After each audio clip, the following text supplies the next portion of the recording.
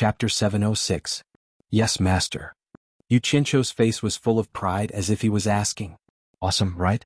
Bai Changchun nodded slightly and turned around expressionlessly, as if he had no interest in this kind of thing. This immediately dampened Yu Qianzhou's enthusiasm. If anyone knew that the golden bead had such a magical function, wouldn't they ask until the very end? Who would be as indifferent as him? Whoosh whoosh. A gust of wind from the south suddenly blew, and the hazy red fog that enveloped the island slowly drifted to the north. Yu Qianzhou stood behind Bai Changchun and looked around. The fog dispersed. His vision gradually became clear, and the appearance of the entire Shenzhen Island appeared in front of him. "Master, is this Shenzhen Island?" Yu Qianzhou looked around and asked. Bai Changchun softly replied with a Suddenly Yu Qianzhou's pupils shrank. Bai Changchun was facing the east, and there was a vast expanse of white fog. It was boundless and it was connected to the sea and the sky. No one knew how big the area was. Compared to this boundless sea of fog, Shenzhen Island was probably not even a small place. The two were separated by the sea, and the distance between them might be less than 10 miles. The wind blew away the surrounding fog, but it couldn't blow away the vast sea of fog in front of it. It was ethereal, serene, and mysterious. "That is the East Holy Land?" Yu Qianzhou murmured. Bai Changchun once again replied with a and looked down the mountain. Yu Qianzhou subconsciously followed his gaze and saw two figures rushing over. In the blink of an eye they arrived at the top of the mountain. When one of them saw Yu Qianzhou, he and Yu Qianzhou spoke at the same time. "Why are you here?" This person was none other than Nongzhu. After he made arrangements for Zi and Furong, he immediately rushed over here. However, after the two of them asked, they didn't reply and turned their heads to the side like enemies. The man standing next to Nongzhu was sizing up Yu Qianzhou, and Yu Qianzhou was also attracted by his weird costume. It was a tall, barefooted old man. His face was old, but his body was muscular and his skin was bronze. His face was full of whiskers, each strand of hair standing straight up like a hedgehog. What was even more spectacular was that his hair, beard, and eyebrows were all crimson red. He was only wearing a pair of large underpants, and the underpants were also red. He had the appearance of a strange person. The old man opened his big eyes and looked at Yu Qianzhou curiously. "Nongzhu, who is this? I don't think I've seen him before. He looks unfamiliar." He found it strange. There were only a handful of people in the world who were qualified to stand beside Bai Changchun and speak. Furthermore, this person looked so young, and he immediately suspected that he was Bai Changchun's disciple. Nongzhu chuckled and said, "Old man Nanming, take a guess." His words immediately confirmed Yu Qianzhou's guess. He immediately bowed and said, "Junior Yu Qianzhou greets Nanming ancestor." Nanming ancestor was stunned for a moment, then he laughed and said, "I knew it. No wonder you're Bai Changchun's disciple.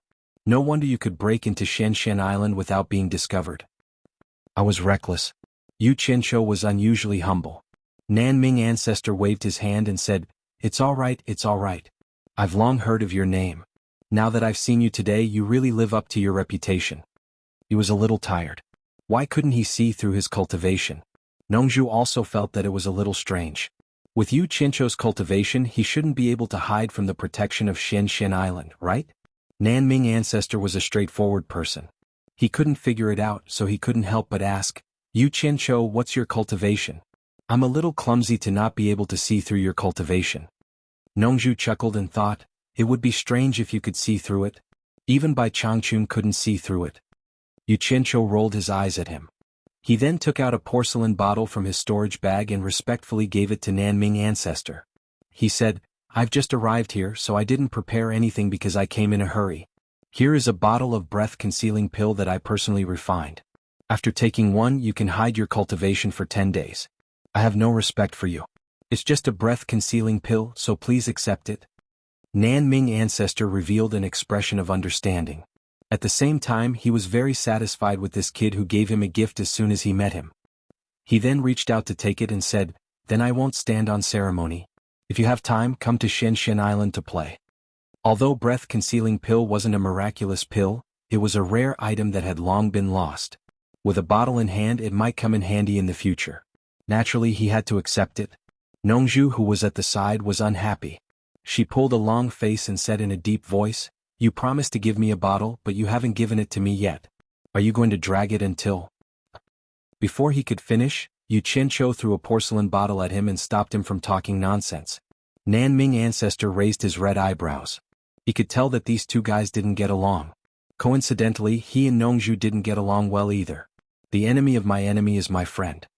He immediately laughed and patted Yu Chencho's shoulder, praising, "Not bad, not bad." Half of Yu Chencho's body trembled from the slap, but he still squeezed out an awkward smile and said, "Senior, you flatter me, you flatter me." Bai Changchun quietly faced the vast sea of fog, turning a deaf ear to the conversation between the three. 100 miles away from Xinshin Island, there were more than 10 large flying artifacts floating in the sky and sea. These flying magic tools were all Soul Formation stage lords from various countries. There were more than 100 of them, and they were all gathered together in their respective circles. For example, Pei Fong, Qi Jiujuan, and Ouyangda were all there. The blue sky and white clouds floated and the blue sea surged. The scenery was really good. However, everyone's attention wasn't on this. Most of the time they were focused on the vast sea of fog between the blue sea and blue sky. However, they didn't see any movement until now. Ouyangda, who was standing side by side with Pei Fong and Qi Jiujuan, suddenly turned around and walked away. He flicked his sleeves and said, "When is this damn East Holy Land going to open? We've waited for more than 10 days, why is there still no movement?" Pei Fong squinted his eyes and looked into the distance. He hugged his stomach and laughed, "Old Ouyang, don't be impatient. Isn't Bai Changchun already at Xinshin Island? Since he's here, it means that the East Holy Land is going to open soon." Qi Jiujuan turned around expressionlessly and said, "We've already waited for so many years, why would we care about waiting for a few more days?" He had always been like this. No matter what, there was almost no expression on his face. Although the three of them had been together for a long time, their temperaments and personalities had never been affected by one another. Pei Fong always had a smile on his face. The other two didn't talk much, but Ouyangda's temper was a little fiery, and Qi Jiujuan's thoughts were always hard to guess. He was always cold and calm. There was no one else on the flying artifact that the three demigod final stage experts were on. Under normal circumstances, there weren't many people qualified to stand with them. If they weren't summoned by them, how many people would be able to participate in the conversation between the three of them? The former top 10 experts were now incomplete. Of course, Bai Changchun was an exception because the situation was just the opposite. It wasn't that Bai Changchun wasn't qualified to talk to the three of them, but the three of them weren't qualified to talk to Bai Changchun. As for the others, when Lan Feng and Bing Qingzi didn't come. The one who came, Hu Changshou, was standing with a group of demigod mid-stage lords with a gloomy face. However, he didn't seem to have anything in common with them, so it was very awkward. "Ah, look at how ugly Hu Changshou's face is." Pei Fong glanced at them and laughed. The other two looked over as well, and they snorted disdainfully. At this moment, the 100 or so spirit-severing lords all turned around to look at the source of the voice. They saw a dense group of flying artifacts coming from behind. Everyone looked at each other. Someone asked curiously, "Why are there so many people? Who's here to join in the fun?" Everyone was confused. Obviously they didn't know. However, when those flying artifacts got closer, the demigod lords were speechless. There were at least 300 to 400 flying artifacts, and the cultivation of the people standing on them was too low for them to look at. The highest cultivation was at the end of the tribulation passing stage, and there were many at the tribulation passing stage. There were also many at the nascent soul stage. Everyone looked at each other and asked each other which sect they were from, but they all shook their heads, indicating that they didn't know them. Suddenly someone said in surprise, "Look at their clothes. They seem to be from the Wuxia cultivation world?" On one of the artifacts, Yunantian, who was dressed in a snow-white fluffy robe, walked to the back of the ship and asked indifferently, "Who are you? Come forward and answer me." Although his voice was soft, it penetrated the group of people who were dozens of meters away. Those people seemed to stop when they saw the people here. They all looked surprised because no one could see the cultivation of any of the people on the flying artifacts in front of them. When they heard the question, they gathered again. When they were about 10 meters away, a flying artifact appeared with 5 to 6 people on it. It was the people from Fushin Island. Feng Xiangtian walked to the front of the ship and forced himself to calm down. He cupped his hands and said, "I'm Feng Xiangtian, the sect leader of Fushin Island. I'm here to send off Senior Bai. May I know who you are?" He had already vaguely guessed who these people were. It would be a lie to say that he wasn't afraid, but he was the sect leader of the number 1 sect in Wuxia. How could he show weakness in front of everyone? As soon as he finished speaking, the lords of the various countries burst into laughter, all of them shaking their heads with mocking expressions. The hundreds of people didn't care about the thousands of people standing in front of them at all. Someone even insulted, "They really don't know what's good for them. How dare they come here to die?" The elegant Yunantian looked back at the person who spoke and realized that it was Yanji from Xiushui country. He sneered, "Yanji, if you really have the ability, why don't you go out and kill them all now? It's a piece of cake to kill them." Yanji was suddenly stunned. Then he flew into a rage and said, "Yunantian, what do you mean?" Yunantian said with a faint smile, "I don't mean anything. I just want to fulfill your wish. If you don't dare to, don't say such shameless words." Yanji wanted to say something but was stopped by He Zongming and the others. Bai Changchun hadn't left yet. If Yanji started killing the people of Wuxia Cultivation World now, Bai Changchun would probably start killing soon. Chapter 707. Yunantian ignored Yanji and turned to Feng Xiangtian with a smile. "So your Wuxia cultivators, please go ahead." He didn't introduce himself and everyone else as he didn't want to waste time talking. After all, the difference in cultivation was too big. The so-called supporting Immortal Island sect leader wasn't even worth mentioning in his eyes. But then again, with his identity, he was already very cultured to speak so politely to Feng Xiangtian. Although he didn't say everyone's identity, Feng Xiangtian and the others already knew. Especially when the two of them were arguing just now, Yunantian and Yanji's names made the Wuxia cultivators' hearts jump. These were the names of the Soul Formation realm lords of the various countries. "Then I won't disturb you all." Feng Xiangtian didn't dare to show any temper. He cupped his hands at Yunantian and the others respectfully. He led the group of people and turned, wanting to go around these terrifying people. The various countries' lords looked at these Wuxia cultivators who were trembling like chickens and sneered. It wasn't convenient to touch them now, but once Bai Changchun went to the East Holy Land, these people would undoubtedly be lambs waiting to be slaughtered. They wouldn't be able to run even if they wanted to. He Zongming, who was holding Yanji, looked at the Wuxia cultivators floating away in front of him expressionlessly. However, his eyes suddenly lit up. He saw that there were several women standing on one of the flying artifacts. One of them was a woman dressed in white. She was a rare beauty in this world. He couldn't help but shout, "Stop!" The various countries' lords all looked at He Zongming. Yanji, who was beside him, was even more confused. This guy told him that now wasn't the time to cause trouble, so why did he start again? The Wuxia cultivators all stopped in fear. The leading flying artifact from supporting Immortal Island floated back. Feng Xiangtian braced himself and asked He Zongming, "May I know what advice the senior has for us?" He had no choice but to stand up for He Zongming. After all, he was the sect master of the number one sect.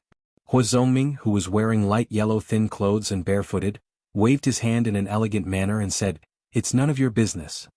His eyes were fixed on the beautiful woman in the crowd. Everyone followed his gaze and suddenly came to a realization. He must have seen a stunning beauty. No wonder. It must be known that He Zongming was a person who was famous for his love for beauties. His Great Light Palace was called a den of lust behind his back because he kept many beautiful women. It wasn't hard to guess what he liked by looking at his clothes that didn't fit his style. In fact, it wasn't just He Zongming. Many people's eyes lit up when they saw that woman. That woman was none other than the leader of the Moon Clan, Chionghua Fairy. She was famous for her looks in the cultivation world of Wuxia. This was also because Bai Hua Fairy wasn't here, otherwise a pair of beauties would definitely be a feast for the eyes. Jade Flower Fairy's expression changed slightly. She naturally noticed He Zongming's lecherous gaze, and he was not the only one. Although she was angry, she was even more terrified because she couldn't afford to offend anyone here. He could only tilt his head to the side and pretend that he didn't see anything. The reason why the Wuxia cultivators were here was naturally because they heard that Bai Changchun was going to the Eastern Holy Land. Therefore, the leaders of the various sects contacted each other and came together to see him off, to thank Bai Changchun for protecting the Wuxia cultivation world for so many years. Of course, this was just a nice thing to say. The main reason was that every torture master of the Ghost region was a top expert who could shake the cultivation world. The next torture master would probably be no worse. The hundreds of sect leaders had come here and put on such a grand show because they wanted to show respect to Senior Bai. Or rather, they wanted to play the pity card, hoping that Senior Bai could speak to the next enforcer and continue to protect the world of cultivators in Wuxia. According to their thinking, since Bai Changchun could take care of the Wuxia cultivation world for so many years, it was obvious that he had deep feelings for the Wuxia cultivation world. They believed that if they came together to beg him, he wouldn't really ignore them. Therefore this scene happened. However, their thinking was just wishful thinking. Bai Changchun didn't take care of the Wuxia cultivation world like they thought. First of all, when they saw Bai Changchun later, it was still uncertain whether he would talk to them or not. Second, once Bai Changchun left, it would be difficult for them to leave this place safely. Jade Flower Fairy had just turned her head to one side when a white figure suddenly appeared in front of her. She was a little surprised, but then she saw clearly who it was. It was the elegant man in a fluffy white robe who talked to Feng Xiangtian just now. He was looking at her deeply. Jade Flower Fairy was suddenly at a loss. She couldn't scold him, let alone beat him. "Sorry to disturb you, Fairy." Yunantian bowed politely and said, "I am Yunantian, the Lord of Lu Nangua. It is my honor to meet you today. I wonder if I have the honor to know your name?" Jade Flower Fairy bit her lips and bowed. "I am Jade Flower, the leader of the Moon Clan. Nice to meet you, Senior." Hua Zongming's face darkened. He didn't expect that Yunantian would take advantage of him after he stopped these people. Among the lords, many people were already snickering. They all knew that Yunantian was not a good guy. There was a reason why he only accepted female disciples in his clan. Those who knew the truth all knew that the relationship between Yunantian and the female disciples he accepted was not clear. It was just that, apart from cultivators at the last stage of the semi-god realm, Yunantian's cultivation was considered high compared to the other lords. Everyone gave him some face and few people talked nonsense. Yunantian really doesn't change. Pei Fong smiled at Qi Jiujuan and Ouyangda, who were beside him. He then shouted loudly, "Brother, you calm down for the time being. If there is anything, we can talk about it later. Please come over and have a chat." He did not want Yunantian to cause any trouble now, lest everyone was implicated. Yunantian glanced at Pei Fong and bowed to Jade Flower Fairy. "Oh, the famous Jade Flower Fairy. Nice to meet you. I will talk to you again when I have the chance." After that, he stepped back and teleported to the flying ritual implement where Pei Fong was. He glared at Pei Fong and said grumpily, "What's the matter?" Pei Fong shouted to the people of the Wuxia cultivation world, "Let's go. Don't make trouble for yourselves." As soon as he spoke, no one stopped the Wuxia cultivators. A group of people quickly flew away.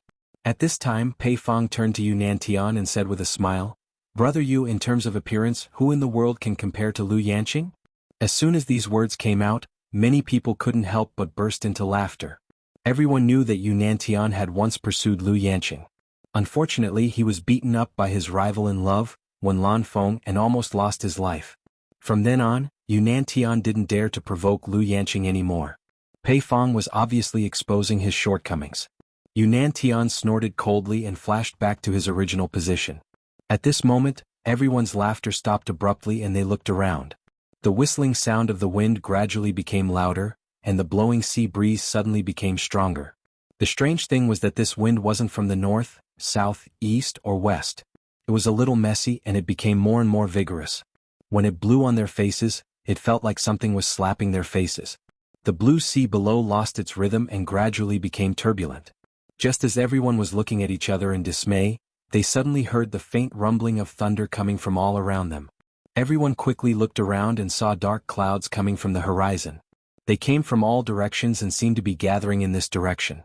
Under the dark clouds, ferocious thunderbolts, dragons, snakes, and flood dragons were shining brightly. They connected the sea and the dark clouds in the sky and were moving quickly. The wind became stronger and was close to a storm. The sea was completely angry and set off monstrous waves. "The East Holy Land is about to open," Pei Fong said with a smile on his face. What he meant was that Bai Changchun was finally leaving. Ouyangda and Qi Jiujuan nodded slightly. Many people present had seen the opening of the East Holy Land. They all understood that this was a sign of the opening of the East Holy Land. However, none of the Wuxia cultivators had seen it before. Just as they were dozens of miles away from the feudal lords, they suddenly saw such a change in the sky and sea. All of them looked around in bewilderment. The fog that had just shrouded Xianshan Island was blown away again. Bai Changchun, who was standing on the peak of the mountain, slowly opened his eyes and looked around with radiance. Nongzhu looked at the dark clouds in the sky and muttered to herself, "Is it going to open soon?" Grandmaster Nanming nodded solemnly and said, "Soon." He had lived on Xianshan Island for such a long time and had seen the opening of the East Holy Land several times. What he said was naturally correct. When Yu Qianqiu heard this, he looked around curiously. He wanted to see how the Holy Land of the East would be opened. Right at this moment, the thunderbolts in the surrounding dark clouds suddenly disappeared at the same time. The wind between heaven and earth swept wildly, and the surrounding dark clouds quickly gathered together. In less than an hour, the entire sky above Xianshan Island was covered by dark clouds. The last ray of light disappeared, and the world was so dark that one couldn't even see their own fingers. Not long after, thunder rumbled in the sky again, and it was getting more and more intense. The dark clouds in the sky flickered as if they were brewing something. Suddenly, an intense and dazzling thunderbolt pierced through the dark clouds like a long sword and illuminated the entire world. The dark sky was shrouded by the rolling dark clouds, and the turbulent sea reflected the strong light. Then a loud bang was heard. It was so loud that even the ground could feel the strong tremors. Yu Qianqiu gritted his teeth and felt that he couldn't hear anything. However, his eyes were still wide open as he looked at the place where the thunderbolt struck. It was the clouds that shrouded the East Holy Land no matter how strong the wind was. In the instant that the huge thunderbolt disappeared into the clouds, the world returned to darkness. However, Yu Qianqiu could faintly see that the moment the light disappeared, the unmoving clouds seemed to move. Chapter 708. Bang! With a loud explosion, another huge thunderbolt appeared in the dark clouds. The direction it struck was exactly where the previous thunderbolt struck. With the help of the strong light, one could see that the clouds shrouding the eastern sacred land, which could not be blown away by the wind, were slowly surging. Before the dazzling light disappeared, another shocking thunderbolt struck at the same location. Once the three thunderbolts appeared, it was as if a fuse had been lit. In an instant, the sky was filled with lightning and thunder. Densely packed green electric snakes flashed in the dark clouds and interweaved like a net. The scene was extremely shocking. Under the lightning, Xianshan Island was completely lit up. The surrounding sea surface was filled with billowing green light. At this moment, the dark clouds in the sky shouldn't be called dark clouds but lightning clouds. They were formed by dense lightning. Countless densely packed lightning bolts shot towards the sky above Xianshan Island and converged into a gigantic thunderbolt. Bang! Once again the target was the same as the previous three lightning bolts. Yu Qianqiu's eyes widened as he personally saw the clouds shrouding the eastern sacred land rotating slowly. Suddenly, as if the speed of rotation was too slow, earth-shattering explosions resounded. Countless lightning snakes gathered to form huge thunderbolts. They crazily struck out one after another. More and more of them appeared, and the frequency of the strikes also became denser and denser. This scene reminded Yu Qianqiu of a dozen heavy machine guns bombarding the same target. Other than the continuous loud explosion, nothing else could be heard. The dark clouds had turned into a world of thunder and lightning. The lightning shot out wildly, and everywhere was covered in a vast expanse of green. The four people on the main peak of Xianshan Island could clearly feel the entire mountain beneath their feet shaking. Rocks of all sizes on the mountain were rolling down the mountain. This was because they were not ordinary people. Their cultivation was not weak and they could circulate their energy to resist the tremors. If it was an ordinary person, they would have died from the tremors. Yu Qianqiu, whose cultivation was inferior, had already used his fingers to block his ears. Otherwise, he would not have been able to bear it. Even so, he still felt a little dizzy. He felt that his surroundings were filled with electromagnetism. All the hair on his body stood on end, as if there was an electric current flowing on the surface of his body. Although the Wuxia cultivators who were dozens of kilometers away were already very far away, they could still imagine the shocking scene in that place. All of them were dumbfounded as they looked at the shocking scene in the distance. Suddenly, someone noticed that hundreds of figures were flying towards the place where the lightning flashed and thunder rumbled. The lords of the various countries had already kept their flying artifacts and were flying over quickly. They gathered at a spot several miles away from Xianshan Island and hovered in the air. Looking at the might of the world before them, even though this was not the first time they had seen it, they still felt their hearts tremble. In that instant they felt how insignificant they were. In the face of the might of heaven and earth, no matter how high his cultivation was, he was nothing more than an ant in this world. The continuous thunderbolts continued for nearly an hour before they finally calmed down. The wind between the sea and the sky was getting fiercer and fiercer. That was because a huge whirlpool had formed in the sky where the lightning struck. It produced a powerful suction force and stirred up the surrounding airflow. Bai Changchun, Grandmaster Nan Ming and Nongzhu were like nails nailed to the mountain peak, not moving an inch. On the other hand, Yu Qianqiu was dumbfounded. He could not withstand it with his cultivation. He lost his center of gravity due to the strong wind. His clothes fluttered in the wind, and he felt like he was about to float away with the wind. Nongzhu looked at his bewildered expression and laughed sinisterly. At this moment, Grandmaster Nanming's bear-like palm pressed on Yu Qianqiu's shoulder. A warm current flowed into Yu Qianqiu's body, and he immediately stood firmly on the spot like a stake. Yu Qianqiu finally relaxed and could enjoy the scenery with peace of mind. The dense lightning in the dark clouds gradually died out, and the last ray of light between the heavens and the earth disappeared as well. Once again they were plunged into complete darkness. All that was left in the surroundings was the strong wind blowing ceaselessly. However, Yu Qianqiu could clearly feel that the strong wind was slowly rising into the sky. The sound of the surging waves seemed to be gradually calming down, and it was no longer as impatient. At this moment, Grandmaster Nanming withdrew his palm from Yu Qianqiu's shoulder. Yu Qianqiu stretched out his hand to feel up and down in the darkness. The wind was indeed much weaker, and the whistling sound reached the sky. Ouch! Yu Qianqiu cried out in pain. In the darkness, Nongzhu said angrily, "Yu Qianqiu, is there something wrong with you? How dare you touch my butt?" Yu Qianqiu hurriedly explained, "Don't misunderstand, I don't have that kind of hobby. I really didn't do it on purpose. I just wanted to feel the wind and I accidentally touched you." Amidst their whispers, Grandmaster Nanming's laughter could be heard. "Wah! Old man Nanming, you!" Nongzhu screamed as her but was pinched by someone. "Don't misunderstand. I didn't do it on purpose. I just wanted to feel the wind," Grandmaster Nanming snickered. Amidst the crackling noises, Nanming ancestors' blood-curdling screams could be heard. Nongzhu roared in anger, "King, feel the wind, is it something you pinched with your hands?" Yu Qianqiu quickly moved away to avoid being affected by the two people. Not long after, a bright white light appeared in the surrounding horizon, and it was expanding rapidly. The dark clouds in the sky were shrinking rapidly. In less than an hour, light once again shone on this part of the sea. The eastern sacred land was originally shrouded in white fog, but now, a black whirlpool appeared in the sky. It sucked in the dark clouds that were as thick as ink, like a tornado pillar. The area of the dark clouds in the sky became smaller and smaller, and they were gradually swallowed by the black whirlpool. After a while, the last piece of dark cloud was sucked in by the whirlpool. The sky returned to being bright and sunny, and the blue waves of the sea rippled normally. The only difference was that above the eastern sacred land, in the whirlpool that was dozens of meters wide, a dense electric web suddenly appeared. It was like a huge beast opening its fangs to devour. After more than 300 years, the eastern sacred land has finally opened. Grandmaster Nanming let out a long sigh.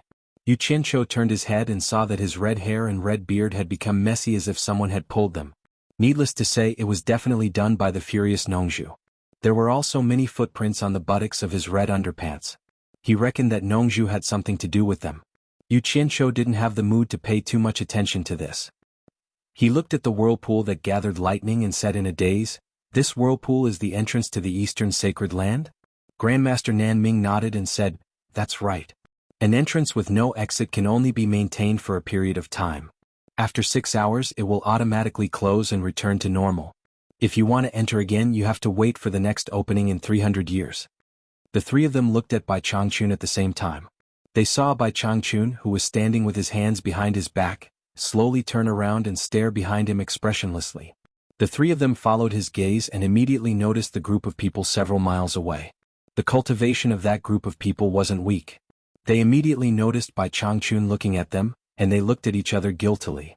Pei Fang's fat face twitched and he smiled awkwardly at the crowd. "Bai Changchun is leaving, let's send him off." With him in the lead, more than 100 people quickly flew over. The space at the top of the main peak was limited, and it couldn't accommodate more than 100 people. Furthermore, they didn't dare to stand together with Bai Changchun, so they all landed at the foot of the main peak. All of them sneaked glances at Bai Changchun, but to their surprise, they realized that Yu Qianqiu was actually standing next to Bai Changchun. Grandmaster Nanming and Nongzhu were still acceptable, but that guy had such a big responsibility. What right did he have to stand next to Bai Changchun? Yu Qianqiu stared at the group of soul-forming experts below him, and he felt very pleased. The feeling of looking down at a group of soul-forming experts from a high position was very, very satisfying.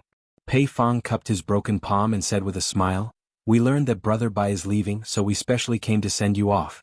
Nanming, Nongzhu, you're here too. Yo. Brother Yu Qianqiu is here too." Bai Changchun's sharp gaze swept across the people below, and finally he stared at Pei Fang. He said lightly, "Pei Fang, are you the leader?" His indifferent words immediately scared Pei Fong so much that cold sweat broke out on his back. There were too many meanings in his words, and it was easy for people to misunderstand. Pei Fong's expression changed and he immediately waved his hand and said, No, we all agreed to come together. We thought that you were going to leave, so we all thought that we should send you off. As he said this, he turned around and asked the people behind him, What do you think, everyone? Yes. We should send him off. The group of people replied meekly. None of them dared to raise their voices. Looking at the situation, the people standing at the front couldn't wait to shrink back even more.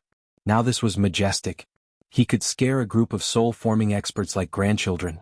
Yu Qianzhou's eyes lit up, and he looked at Bai Changchun with great admiration. Nongzhu, an ancestor of Nanming, looked at each other and shook their heads slightly. Bai Changchun's despotic power had suppressed everyone for too long, causing everyone to be afraid to the bone. One wrong look from him could immediately make a group of people tremble with fear. In that case, should I thank you for your kindness? Bai Changchun asked lightly. No need. Pei Fong squeezed out a smile on his fat face, and he waved his hand repeatedly and said, We've all been in the cultivation world for so many years. It's only right for us to send you off, it's only right. At this moment, Bai Changchun suddenly looked far away. Everyone followed his gaze and saw a group of densely packed flying artifacts carrying a group of people flying over quickly. It was the group of people from the cultivation world of Wuxia. Led by Feng Xiangtian of Fuxian Island, hundreds of sect masters gathered. The closer they got to Xianxian Island, the faster their hearts beat. The legendary #1 expert in the world should be in front, but no one had seen him before. When everyone got closer and saw the group of lords on the main peak, they couldn't help but look at the 4 people standing on the peak. To be able to make the lords of the soul-forming realm submit to them, they were naturally extraordinary. Among them there must be the legendary #1 expert in the world. Chapter 709. Yu Qianzhou was slightly stunned. There were many familiar faces among this group of people from Wuxia. He muttered to himself, Why are these people here to join in the fun? This isn't a place for you to join in the fun. You can't afford to play. A group of flying artifacts stopped tens of meters away. The feudal lords standing on the second peak stared at these people coldly. The Wuxia cultivators sized up the 4 people standing on the peak anxiously. Many of them were stunned because one of them was very eye-catching. It was hard not to recognize him. The group of people was speechless. Why is Yu Qianzhou here? Moreover, he was standing high above the feudal lords. Not to mention them, even the feudal lords were puzzled when they saw Yu Qianzhou here. Although the Wuxia cultivators didn't recognize Bai Changchun, the temperament of the 4 people was obvious. There was no need to mention Yu Qianzhou. The red-haired, red-bearded, bare-chested old man and the handsome middle-aged man didn't match the image of the world's #1 expert in the legends. Only the green-robed old man had a thin face, and his eyes were filled with a supercilious indifference. He stood there motionlessly, yet he gave off a feeling that he was one with the world. He was probably the #1 person in the world in the legends.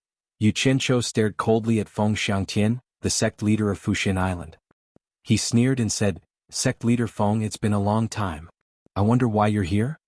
Feng Xiangtian was a sect leader, so he wasn't someone who didn't know the severity of the situation. Since Yu Qianzhou could stand here and speak first, he was already not someone Fuxian Island could afford to offend. He didn't care about his reputation anymore. He had to drink the bitter wine he brewed himself. He squeezed out a smile and cupped his hands. Our Wuxia cultivators have been protected by Elder Bai for many years. Today we heard that Elder Bai is going to the East Holy Land. Wuxia's 373 sect leaders came to send you off as a token of our goodwill. May I know which one is Elder Bai? Please allow us to thank you. The lords of the various countries looked at each other.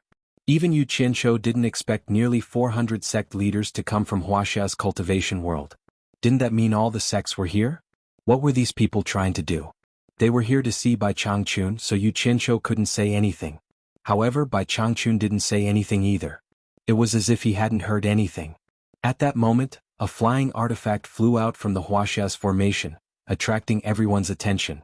Yu Qianzhou took a casual glance and immediately recognized them. They were people from the 4 great clans. The 4 clan leaders stood at the front of the flying artifact. The rest of the Chinese cultivation world didn't know Bai Changchun, but the 4 great families' patriarchs had seen him before. Now that the patriarch was in front of them, they naturally had to come out and greet him. Bai Shouji, a descendant of the Bai family, greets the ancestor. Bai Shoji knelt on the flying magic tool in front of everyone with an emotional expression. The two Bai clan elders behind him also lifted their long robes in excitement and knelt down to pay their respects. The ancestor's name shook the world. As a descendant he felt honored. Wu clan, Jing clan and Tan clan's juniors greet ancestor. The 3 clan leaders and 2 clan elders each knelt. Putting aside the other 3 clans, just Bai Shoji's words alone had shocked everyone. His surname was Bai, and he called Bai Changchun old ancestor. Didn't that mean? Other than Yu Qianqiu and Nongzhu who were in the know, everyone else including Nanming old ancestor were shocked speechless. Especially those from Huaxia's cultivation world, they were all dumbfounded. At that moment, someone vaguely remembered that the 4 clans once had a very powerful figure. However, it was just a rumor without any proof. They didn't expect it to be the world's #1 expert, Bai Changchun. Everyone's gaze moved back and forth between the 4 clans and Bai Changchun. Bai Changchun stared at the 4 clans and sighed. What are you doing here? There was a rare softness in his tone. No matter how ruthless he was, the 4 families in front of him were still his descendants. Now that he was leaving, his future was uncertain. Perhaps after this farewell, he would never have the chance to meet them again. Once Bai Changchun spoke, everyone's guess about the 4 clans became certain. They were really Bai Changchun's descendants. Oh my! He was Bai Changchun. The Huaxia cultivators first looked at Bai Changchun with great respect. Then they looked at the 4 clans with complicated expressions. All of them cursed in their hearts. The 4 clans hid themselves too well. They had such a powerful backer but they never revealed it. No wonder the 4 clans always advanced and retreated together. They were a family that wore the same pants. What's more, the sects that had conflicts with the 4 clans and had evil designs on the 4 clans were so scared that they didn't even dare to breathe. Bai Shoji, who was kowtowing, stood up and said excitedly, "Ancestor, I heard that you are going to the Holy East Land. How can the descendants of the 4 clans not come to send you off? Otherwise we will be scolded by our descendants as unfilial descendants. Please don't be angry, ancestor. Please forgive us." "Forget it." Bai Changchun raised his hand at the 4 clans and said, "Get up." "Thank you, ancestor." The 4 clans kowtowed and stood up. They looked at Bai Changchun excitedly. Apart from the 4 clan heads, the other 6 clan elders had never seen Bai Changchun before. Originally, some of the 6 elders had doubts about the 4 clan heads going to the Demon Ghost region to see Bai Changchun. Now all their doubts were gone. All that was left was excitement. Ancestor's might shook the world. He was truly the world's #1 expert. This glory was enough for future generations to praise and be proud of. "Yu Qianqiu," Bai Changchun suddenly called out. Yu Qianqiu was stunned. He thought that Bai Changchun wouldn't reveal their master-disciple relationship in front of everyone. However, since he had called out to him in front of everyone, it was time to announce their relationship. He immediately bowed and said, "Disciple is here." "He is." The surroundings immediately became chaotic, and a wave of exclamations rang out. Everyone was stunned and looked at Bai Changchun and Yu Qianqiu in disbelief. These two are actually master and disciple? Oh my god. Many of the feudal lords were so scared that they broke out in cold sweat. Almost everyone had a part in hunting down Yu Qianqiu. Fortunately, that kid was lucky. If something really happened to him, it would be a big joke. Who was Bai Changchun? There was no need to doubt what would happen to him. Many people cursed Yu Qianqiu's 18 generations of ancestors in their hearts. He was forced to such a point, yet he still didn't reveal his backer. Even if he wanted to die, he didn't need to drag them down with him. Thank goodness, thank goodness, thank goodness this brat is still alive and kicking. The expressions of the soul formation stage feudal lords were rich and colorful. Now many people finally understood. No wonder this kid was always hanging out with Nongzhu. No wonder when Lan Feng began to support this kid after returning from the demon domain. No wonder this kid dared to run amok in the cultivation world and was not afraid of anything. It turned out that he had Bai Changchun behind him. No wonder he was qualified to stand beside Bai Changchun now. The people of the Huaxia cultivation world all stared at Yu Qianqiu with complicated and fiery expressions. His background was too powerful. When this truth was announced, it was like a bolt from the blue to everyone. All of them were stunned. Bai Changchun stared at the 4 major families and said slowly, "If the 4 families live their lives according to their own will, if they encounter any trouble in the future, they don't seek to live forever and don't seek to be illustrious. As long as it's within your ability, there's no need to force it. You can be a little more considerate. This can also be considered as fulfilling the relationship between me and the 4 families." Yu Qianqiu didn't give any guarantee. He just cupped his hands and said indifferently, "Rest assured, master. This disciple will remember." Bai Changchun nodded slightly and waved to the four families. "There's nothing for you to do here. Go back quickly and live your own lives." The four families looked at each other. They were here to send off their ancestor. Now that the ancestor hadn't been sent off, how could they go back? Seeing that the four wanted to say something, Yu Qianqiu glanced at the soul formation stage feudal lords and said sternly, "Four family heads, don't say anything more. Listen to master's arrangements and go back immediately. Don't make master angry. Otherwise you will all be unfilial descendants." At this point, the four families didn't dare to disobey their ancestor. They all knelt again and said, "Yes, ancestor. Farewell, ancestor." Then they stood up and flew around the various sects on their flying Dharma artifact. Under the envious gazes of the sects, they quickly flew back to Wuxia. At this time, there was a commotion among the sects in Wuxia. They must have secretly sent the same message. They all bowed to Bai Changchun and said, "Greetings, Senior Bai." Yu Qianqiu looked at these people speechlessly. He didn't know what they wanted to do. But at this time he was suddenly stunned. Among the people bowing, there were four women in white standing on a flying Dharma artifact behind the people from Fuxian Island. Two of them bowed and the other two stood straight. They didn't bow. They were very eye-catching in the crowd. Yu Qianqiu knew the person in the lead. It was the Moon Clan master, Jade Flower Fairy. Jade Flower Fairy was biting her lips and staring at them. Hua Rui, who was standing beside her, was also looking at them in astonishment. Yu Qianqiu guessed what they were looking at. He tilted his head and was slightly stunned. Suddenly he understood everything. They were looking at none other than the elegant island master of the South Sea Purple Bamboo Forest, the famous Mr. Nongzhu. Nongzhu also looked at Jade Flower Fairy with a dumbfounded expression. He probably didn't expect to meet Jade Flower Fairy on Shenshen Island. The man and the woman finally met each other. Yu Qianqiu immediately lowered his head and laughed. He wanted to find a chance to drag Jade Flower Fairy to the South Sea Purple Bamboo Forest to discuss Nongzhu. Now it seemed that there was no need at all. He didn't need to think about being the bad guy anymore. He just needed to watch the show. Seeing him laughing like this, Bai Changchun and the Nanming Patriarch looked at him with questioning eyes. When Yu Qianqiu noticed their eyes, he immediately felt that he had lost his composure. He coughed and straightened his expression. First, he sent a voice transmission to Bai Changchun. "Master, the beautiful woman standing at the front is Zi's mother." Then, as if wanting the world to be in chaos, he sent a telepathic message to Grandmaster Nanming.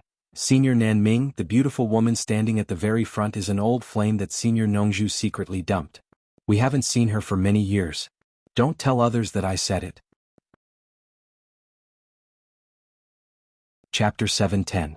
Bai Changchun was already looking at Ziyi's mother. Ancestor Nanming asked in disbelief, "Nongzhu's lover? Really? You're not lying to me, are you?" "Senior Nanming, what are you talking about? I'm famous for my credibility. Everyone in the cultivation world knows that. I've never lied in my life. That woman is the leader of the Moon Clan of Huaxia. People call her Fairy Qianghua. If you don't believe me, you can ask Senior Nongzhu. I promise I'm telling the truth. But don't tell him I said it or he'll fight me to the death." "Okay, I know. Fairy Qianghua, the leader of the Moon Clan of Huaxia?" Ancestor Nanming tilted his head and looked at Nongzhu. Seeing her dumbfounded look, he immediately believed Yu Qianqiu's words. He rolled his eyes and shouted at Fairy Qianghua, "Is that the leader of the Moon Clan, Fairy Qianghua?" His words shocked everyone. Everyone looked at Ancestor Nanming, wondering how he knew Fairy Qianghua. Because of Yu Nantian and Hua Zongming's mistakes, the feudal lords of the various countries immediately let their imaginations run wild. Could it be that the Nanming old ancestor had also taken a fancy to this woman? Fairy Qianghua turned a deaf ear and kept biting her lips while looking at Nongzhu. On the other hand, Nongzhu was almost the same. Hua Rui came to her senses. She quickly pulled Fairy Qianghua and repeated what Ancestor Nanming said. People who could stand next to Bai Changchun were not ordinary people. They couldn't afford to offend them at all.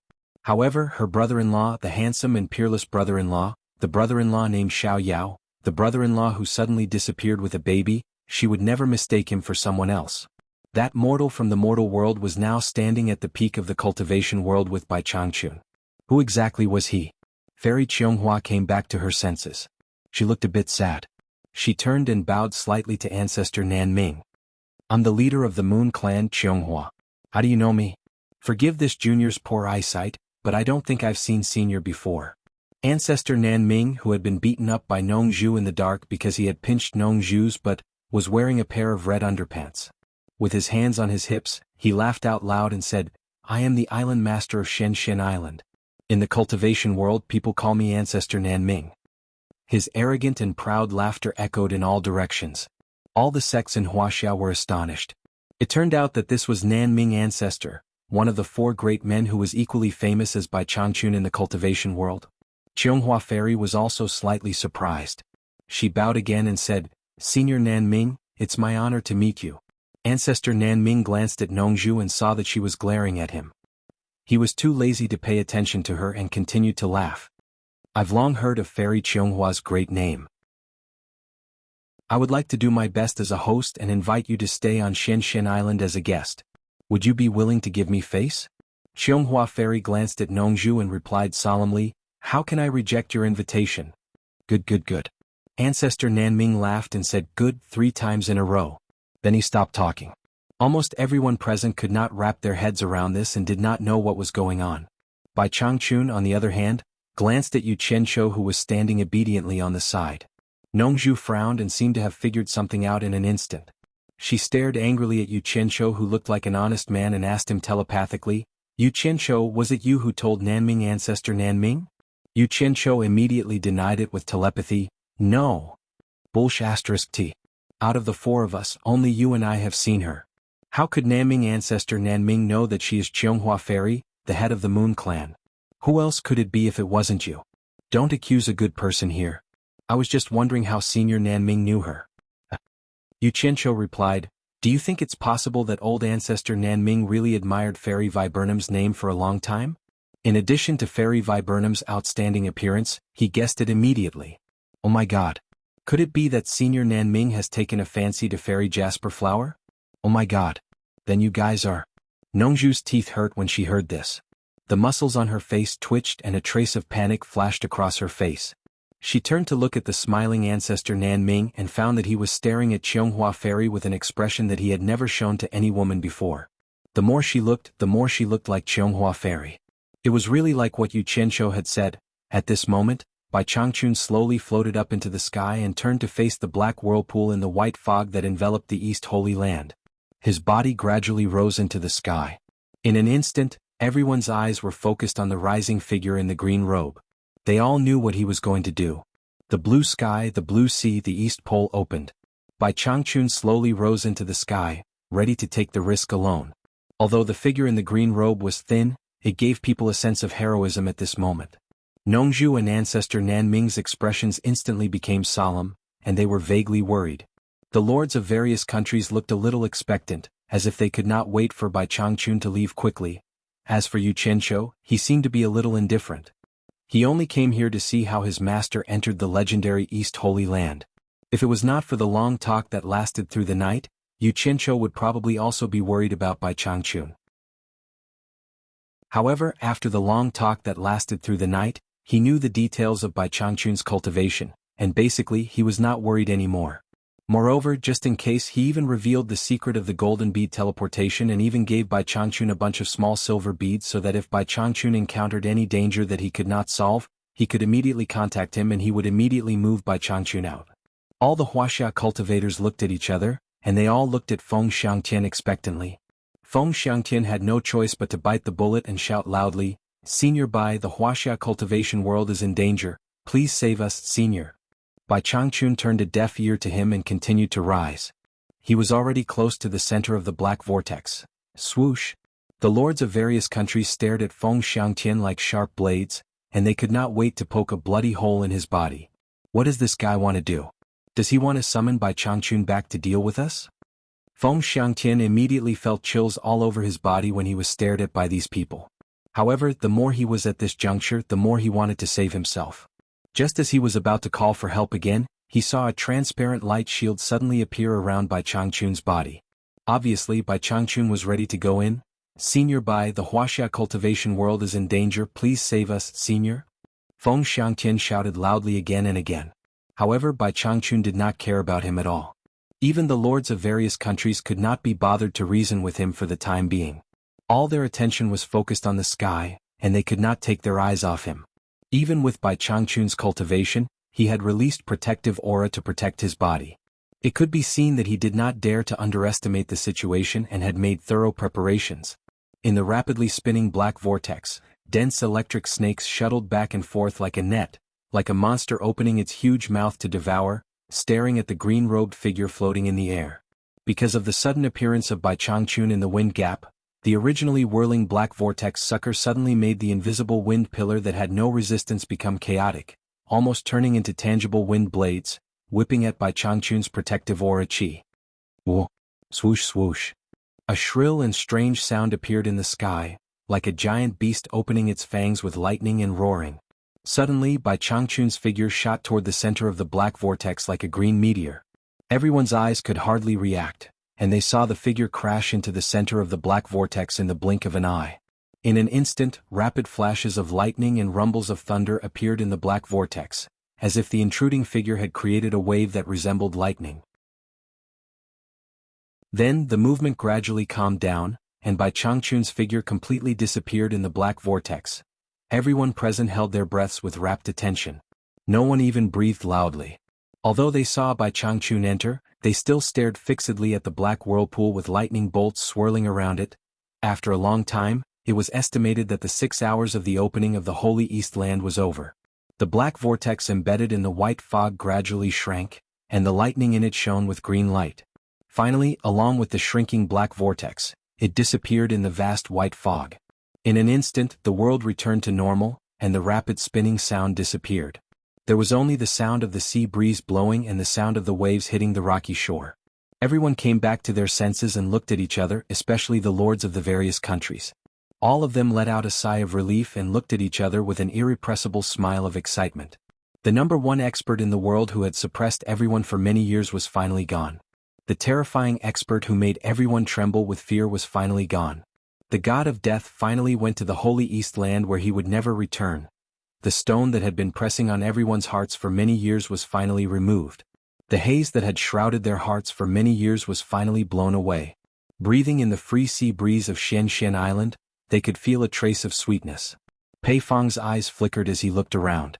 After making eye contact with Qi Jiujuan and Ouyangda, Pei Fang couldn't help but let out an arrogant Jia laughter towards the sky. The two of them also laughed heartily. Their laughter echoed in the sky above Xianshan Island. The time that belonged to them had finally arrived. Bai Changchun was gone and Yin Baikong was dead. As long as the three of them united, Bing Qingzi and Hu Changsha would not be difficult to deal with. As long as they took care of these two. Although when Lanfeng's cultivation was high, he was actually the easiest person to deal with. As long as they spent some time and played some tricks, they would not have to worry about not being able to deal with him. As long as they took care of these three people, from now on, no one in this world would be able to restrict their freedom. How could they not be happy when they thought of the day where they could freely roam the world after cultivating for a lifetime? The people of the Chinese cultivation world already felt that the situation was not good.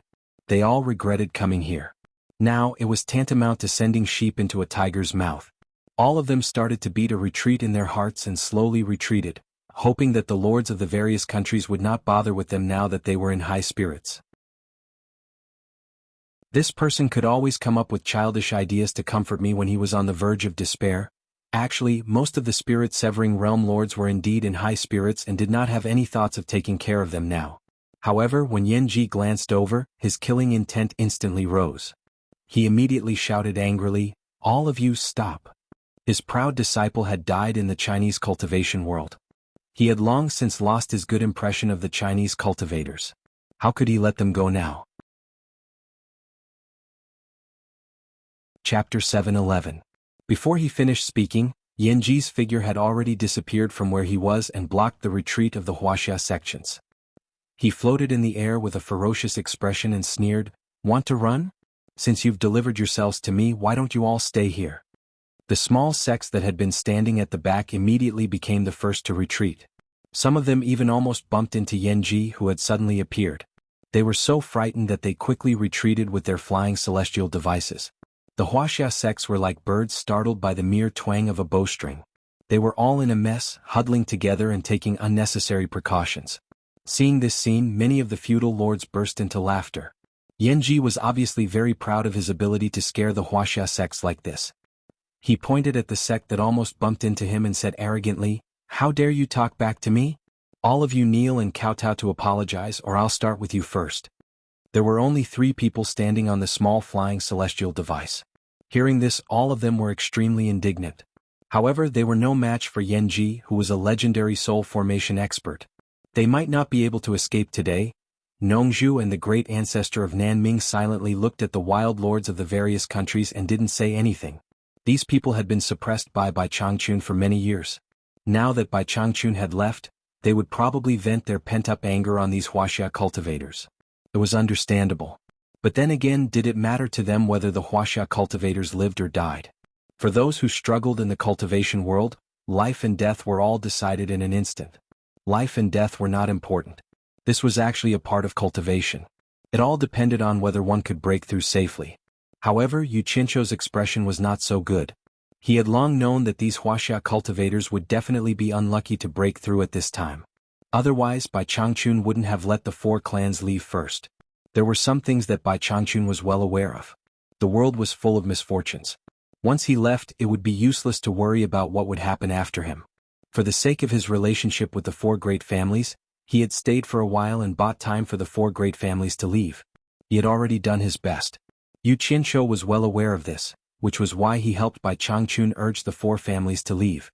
Although he himself did not have a good impression of the people of the Chinese cultivation world, and after the long talk with Changchun that night, his view of the situation was no longer limited to the Chinese cultivation world, but the whole world. If Yanji were to kill someone, he might weigh the pros and cons and turn a blind eye to it in order to protect himself. However, Yanji actually made a Chinese cultivator kneel and accept the humiliation. After all, he was born in the Huaxia cultivation world. It was difficult for him to watch the Huaxia cultivators being humiliated before their death. He had the urge to stand up for the Huaxia cultivators. This kind of impulsive nature was called bloodthirstiness. In his previous life, it was because of this kind of uncontrollable bloodthirstiness that ultimately led to the tragic end of his fate. Yu Qianqiu clenched his fists, but in the end he still endured it. Nongzhu slightly tilted her head and glanced at him. At this moment, one of the 3 people on the flying celestial device that almost hit Yanji suddenly turned around and shouted, "Yu Qianqiu, I am Tu Yanfeng, an elder of the Huaxia Imperial Sword Sect. Do you remember what you said to me in the Cultivation Alliance?" Everyone stared at Yu Qianqiu. Nongzhu and the ancestor of Nanming also looked at him curiously, wondering what on earth Yu Qianqiu had said to him. Many Huaxia cultivators remembered that when Yu Qianqiu left the Cultivation Alliance, he had promised Tu Yanfeng that if the Imperial Sword Sect encountered any trouble, he could use the name of Yu Qianqiu. Tu Yanfeng was a straightforward person. Otherwise, he would not have clashed with Yu Qianqiu even though he knew that he was no match for him. At this critical moment, he still spoke tactfully. Although he wanted to beg Yu Qianqiu, he only reminded Yu Qianqiu if he still remembered what he had said in the past. If Yu Qianqiu had forgotten, he would not say anything more. He just wanted to try with a glimmer of hope. Yu Qianqiu was stunned. He stared at Tu Yanfeng's face and tried to recognize him. He immediately remembered what Tu Yanfeng said when he pretended to be generous and let him go. Although he clearly saw Yanji staring at him with a pair of cold eyes that were filled with killing intent, he still smiled. He cupped his hands and said, "So it's Elder Tu from the Imperial Sword School. Since we're old acquaintances, please come and have a chat." Before Tu Yanfeng could reply, the head of the Imperial Sword Sect had already flown over on his flying celestial device and floated in front of Yu Qianqiu. Tu Yanfeng glanced at the head slightly and looked a little embarrassed. At the head's greeting, the 3 of them jumped down, put away their flying celestial devices, and bowed to Ancestor Nanming, Nongzhu, and Yu Qianqiu. Ancestor Nanming and Nongzhu just looked at them expressionlessly and had no intention of paying attention to them. Instead, Yu Qianqiu cupped his hands and said with a smile, "Elder Tu, I haven't seen you for many years. How have you been?" Tu Yanfeng looked a little ashamed. He lowered his head and cupped his hands, not saying anything. Yu Qianqiu nodded with a smile. To be honest, this kind of person who was too ashamed was not suitable to live in the cultivation world, but he admired him. Hee. Yanji stared at them and sneered. He squinted his eyes and asked, "Yu Qianqiu, what do you mean? Do you want to protect them from me?" Yu Qianqiu's gaze slowly shifted from Tu Yanfeng to Yanji. He asked in a neutral tone, "From what you're saying, could it be that you want to kill them from my hands?" The meaning of his words could not be clearer. It was obvious that he wanted to protect the people of the Imperial Sword School. Nongzhu and ancestor Nanming frowned at the same time. Among the feudal lords, many people were already laughing mockingly. They were laughing at Yu Qianqiu for overestimating himself. Yanji immediately threw his head back and laughed loudly. You want to protect them? I haven't even settled the score of killing this old man's disciple, but you've already delivered yourself to me. Yu Qianqiu said disdainfully, Old man, it's not that I'm looking down on you, but I'm standing right here. If you have the ability, come and try to touch me. Presumptuous. It's time to settle the score between us. Hua Zongming and Pu Taidong rose into the air and stood at the same level as the people on the mountain peak. Although their words were directed at Yu Qianqiu, they were also staring at Nongzhu and ancestor Nanming. Their meaning was clear. They wanted to suppress ancestor Nanming and Nongzhu, preventing them from interfering with Yanji's killing of Yu Qianqiu. Nongzhu and ancestor Nanming's faces darkened. They looked at each other and nodded slightly. They were ready to protect Yu Qianqiu. Nongzhu, in particular, took out the bamboo flute from her waist and held it in her hand. Her whole body was bursting with fighting spirit. She could not tolerate someone bullying by Changchun's disciple as soon as he left. Seeing that someone was cooperating with him, Yanji was full of smiles. He shook his head and said, Yu Qianqiu, I wanted to spare your life today for the sake of Bai Changchun. Who knew that you would come to me to court death? Bai Changchun is not here anymore. Who do you think you are? Give me your life. With a loud shout, Yanji turned into a shadow and directly rushed over. He was as fast as lightning, carrying the momentum of wind and thunder. He arrived in the blink of an eye. Almost at the same time, Nongzhu shouted angrily, Nanming, protect Yu Qianqiu. He had already rushed out. With a loud bang, the two phantoms collided and directly collided together. Obviously, Nongzhu's cultivation was higher. Yanji let out a muffled groan, and his body was directly knocked back. Hua Zongming and Pu Taidong looked at each other and nodded solemnly. They both shot toward Nongzhu in the air. In an instant, Nongzhu split into two figures in the air and faced the two of them respectively. Bang bang. A strong bang set off a raging air wave, forcing the Wuxia cultivators to almost lose their balance on their flying celestial devices. All of them stared at the duel between the two masters of the soul formation stage in horror. They were too powerful. The aftershock of the fight was not something they could bear. Holding a golden net in his hand, Nanming ancestor moved to the side of Yu Qianqiu and watched the fight in the sky with a red face. Yu Qianqiu's eyes were like an owl. Two balls of black flames were jumping rapidly in his eyes, and the killing intent on his face could not be suppressed. The three people who were fighting fiercely turned into two messy shadows. Bang bang, bang. They directly flew up into the sky. The lords of the various countries watched the fight with interest. It seemed that they wanted to see who would be the unlucky one. Pei Fong in particular had a beaming smile on his face. Yanji, who was knocked away, stopped retreating. He looked down at his chest where a very conspicuous footprint was left. He raised his hand angrily and wiped off a trace of blood at the corner of his mouth. A shiny black whip appeared in his hand. He stared at the sky and shouted angrily, Nongzhu, today is the day you die. His figure shot up into the sky. Just you? Nongzhu snorted disdainfully. Suddenly hundreds of Nongzhu appeared in the sky and surrounded Hua Zongming, Pu Taidong, and Yanji. The four people fought fiercely and crazily in the sky. The shadows intertwined in the sky, fighting back and forth. Loud noises were heard constantly, and the airwaves covered the sky and the earth.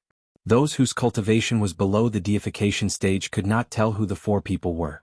In the angry rebuke, Nongzhu actually fought evenly against the three people. At this time, the three people in the sky were fighting against Nongzhu, but it seemed that Nongzhu had surrounded the three of them. Others might not see the reason, but the lords of the deification stage from various countries looked at each other in dismay. They all seemed to find it hard to believe. Because they could see that Nongzhu was fighting against three people, and she actually had the upper hand. Many people could not associate the previous Nongzhu who did not do proper work with the current Nongzhu who was fierce and fierce. It was really unexpected. The four people in the fierce battle were all at the middle stage of deification, but Nongzhu was not at a disadvantage against three people. Pei Fong squinted at the sky and said, Nongzhu's transfiguration transposition skill is really worthy of its reputation. Coupled with her good cultivation, I'm afraid Hua Zongming and the other two people can't take advantage of her. It seems that Nongzhu is not far from breaking through the final stage of deification. When he said the last sentence, there was a hint of gloominess in his tone. Qi Zhujuan said expressionlessly, "It's a pity that Mu Sang, Miao Hanyuan and Xu Xin are not here. Otherwise we can see if Nongzhu can fight against 6 people with her transfiguration transposition skill." Pei Fang chuckled and said, "Mu Sang and Miao Hanyuan will naturally help when they are here. However, Xu Xin seems to be in the same boat as Nongzhu. I don't know who will help who." His words immediately made the lords of various countries laugh. Chapter 7:12. The lords of various countries were in a good mood. They were all watching the show. But the Wuxia cultivators were watching the fierce fight above them in horror. They didn't dare to leave or run away. They were all standing there restlessly. With tears in her eyes, Xianghua Fairy stared at the fierce fight in the sky.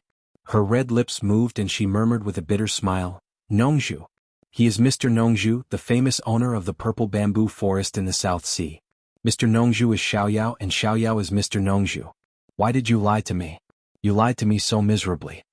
Yanji's words, "Nongzhu, today is the day you die," immediately made Xianghua Fairy, who had been paying attention to Nongzhu, understand everything. Hua Rui, who was beside her, stared at the sky in a daze, her eyes shining with a strange light. She had never expected that her brother-in-law, who had suddenly disappeared, was such a powerful figure. He was also a famous figure in the cultivation world. His cultivation was too strong. It was said that he was a close friend of the most powerful cultivator in the world. My God! What on earth did my sister miss? Bang! A heavy sound came from high up in the sky. A figure smashed into the sea like a meteor, creating a huge splash. Before the waves had completely returned, the falling figure shot out from the ocean once again. With an angry roar it said, "Kill him together." It was Yanji's voice. It seemed like he had suffered a loss again. As soon as he finished speaking, 2 beams of sword light appeared in the sky. They shone with each other and strangled Nongzhu's hundreds of phantoms crazily. Yanji, who had rushed up to the sky, waved the long whip in his hand completely. In an instant the dark and gloomy whip shadows shot out disorderly like arrows. After cooperating with Hua Zongming and Pu Taidong, who were moving freely in the sky, they immediately suppressed the over 100 shadows of Nongzhu to less than 50. It made people feel that Nongzhu was in a precarious situation. Xianghua Fairy was still immersed in the memories of the past with tears in her eyes, but Hua Rui was a little worried by the movement above. "Senior Nanming, go and help Senior Nongzhu. I'm fine here," Yu Qianqiu said in a low voice. Although he couldn't see clearly what was happening above, he could feel that Nongzhu's qi power was suppressed by Yanji and the other 2. Old ancestor Nanming turned around to look at him, and he was instantly slightly shocked. He discovered that there were 2 balls of pitch-black flames leaping about in Yu Qianqiu's eyes as if they were about to jump out of his eye sockets uncontrollably. Moreover, he could faintly feel a bone-chilling coldness from Yu Qianqiu's body. That faintly discernible and terrifying aura made one's hair stand on end. Nongzhu will be fine for the time being. The old man still has some powerful skills that he hasn't used yet. Just as Patriarch Nanming finished speaking, the situation in the sky suddenly changed. Dozens of phantoms of Nongzhu, who had been suppressed by the 3 of them, suddenly emerged from the gaps of their encirclement. Dozens of phantoms danced in the air like flying fairies. The speed was getting faster and faster. The people watching from below only felt that their eyes were blurred. In an instant each of Nongzhu's phantoms suddenly appeared as a clone. In the blink of an eye, hundreds of vivid and lifelike Nongzhu appeared in the air and surrounded the 3 of them again. Yanji and the other 2 were so fast that their figures could not be seen clearly. They attacked each of Nongzhu's phantoms crazily, but it seemed that every attack missed. They couldn't find out which one was the real Nongzhu. All of Nongzhu's phantoms suddenly stopped moving in the air. Some were standing, some were lying, some were leaning, some were tilting, and some were sitting with their legs crossed. Each of them was vivid and lifelike. They were handsome and elegant, fully displaying the peerless elegance of the most handsome man in the world. Every attack of Yanji and the other 2 easily pierced, slashed through each of the phantoms. They had no effect on the hundreds of phantoms that stopped in the air. Because they were all phantoms, physical attacks had no effect on them. Just when the 3 of them had attacked every phantom without any effect, the hundreds of phantoms stared at the 3 of them with smiles on their faces. Suddenly they gently placed the flute to their lips in unison. Their 10 fingers moved up and down the flute holes in a carefree and unrestrained manner. A melodious flute sound reverberated endlessly between the heaven and the earth. Suddenly the world became clear. It seemed that the people could no longer hear the whistling wind or the sound of the raging waves hitting the shore. They were in the sea area, but at this moment, they suddenly found themselves in a brilliant sea of flowers. The spring sun was beautiful and the flowers were gorgeous. Many butterflies were flying in the sea of flowers, and many children were running happily in the sea of flowers. They seemed to have returned to their childhood, playing hide and seek and catching butterflies in the flowers. And they were one of the happy children. Just when they were gradually immersed in the happy times of their childhood, Pei Fong suddenly shouted angrily, "What a powerful sound illusion!" The phantoms in front of them suddenly shattered like porcelain vases that had fallen to the ground. All the beautiful scenes were shattered into pieces by Pei Fong's angry shout. In front of them was still Shenzhen Island and still the sea area. They were all illusions. Everyone was shocked. Only now did they remember that the fight was still going on. But why was there no sound of fighting? They hurriedly looked again and just happened to see a body with its head smashed into pieces, falling powerlessly into the sea. In the air, Nongzhu and Hua Zongming stood face to face. However, Hua Zongming's head drooped down powerlessly. From his back, several bloody holes could be seen. A bamboo flute had pierced through his chest and drilled out from his heart. The hole at the end of the flute was bleeding profusely. Yanji's eyes were wide open, and he looked at Nongzhu in disbelief. He was swaying in the air, and the whip in his hand had long disappeared.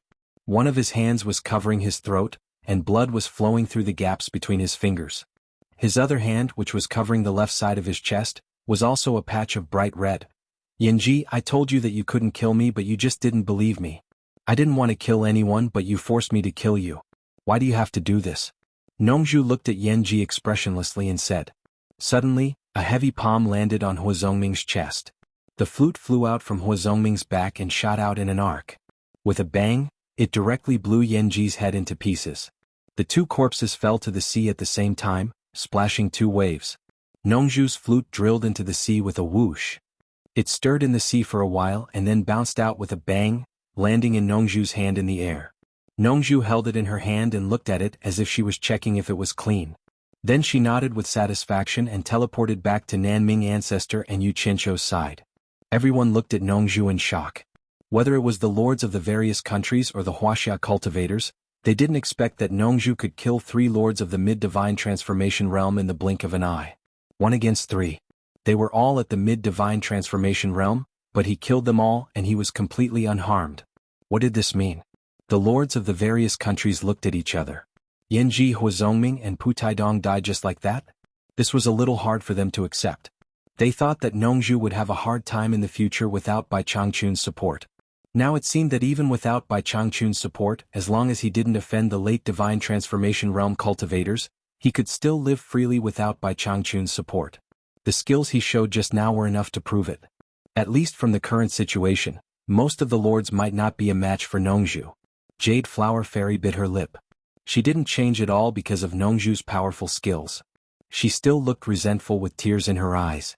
However, Huarui was different. Not only was she excited, but she couldn't hide the excitement in her eyes. She really wanted to run to Nongzhu, pull his arm and call him brother-in-law, happily just like in the past. Huarui's imagination ran wild. If brother-in-law could reconcile with sister with brother-in-law's ability, who would dare to touch the Moon Clan in the future? Nongzhu looked around coldly. The murderous aura around him was still there. He actually wasn't a bloodthirsty person. He just wanted to live a carefree life without competing with the world. He didn't want to offend anyone on purpose, nor did he want to have conflicts with anyone. He didn't want to kill anyone either. That was because he thought that he was born with no ambition. There was no need for him to waste his energy fighting with others. However, he wasn't a soft-hearted person either. When it was time to kill, he never hesitated.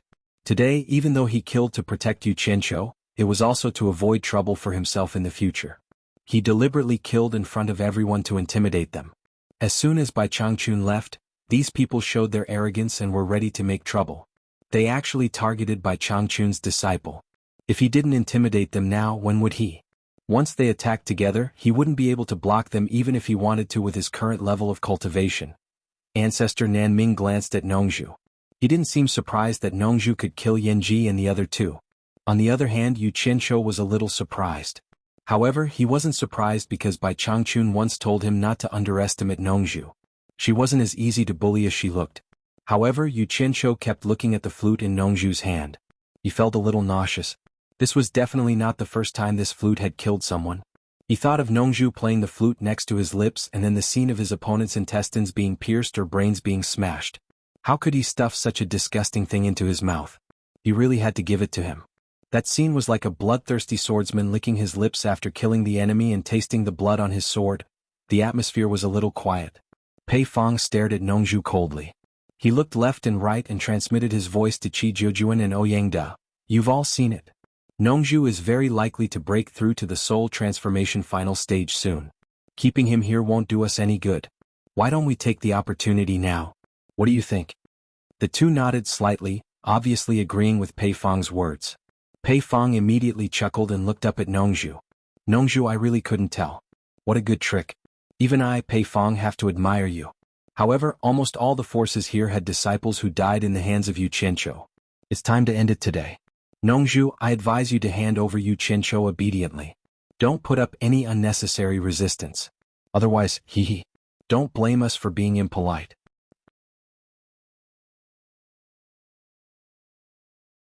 Chapter 7:13. The lords of the spirit-severing realm quickly exchanged glances. None of them were fools. The meaning behind Pei Fong's words was self-evident. Ancestor Nanming quickly glanced at Pei Fong, Qi Jiujuan, and Ouyang de Yu Qianqiu gnashed his teeth in hatred. Sure enough, none of them were good.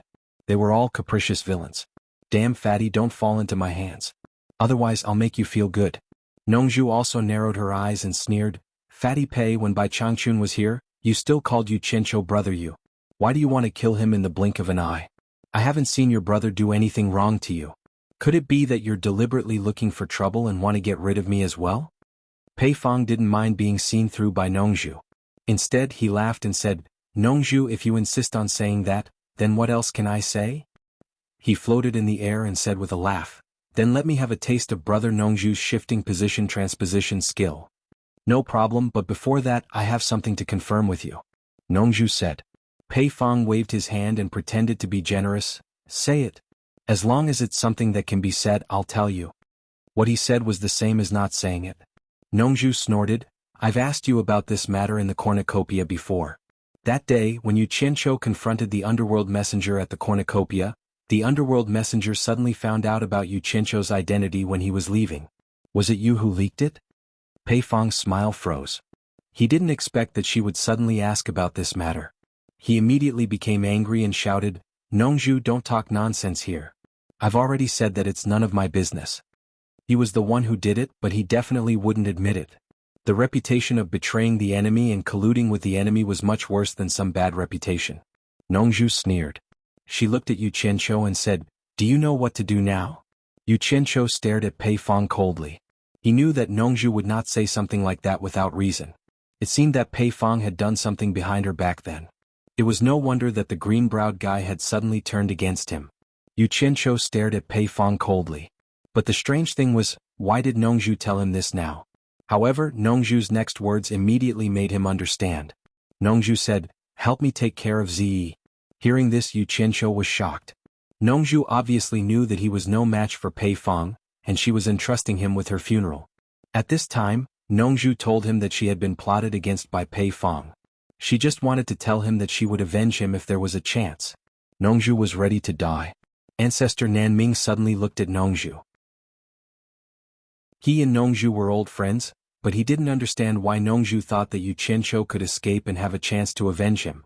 In addition to Pei Fong, Qi Jiujuan and Ouyang were also eyeing him covetously. Of course, he didn't know that Bai Changchun had once told Nongju that Yu Qianqiu was more resistant to death than the two of them. It seemed that he had a treasure to protect him, which made it difficult for others to kill him. Therefore he pinned his hope on Yu Qianqiu. Don't talk nonsense. I'll take care of your disciple for you.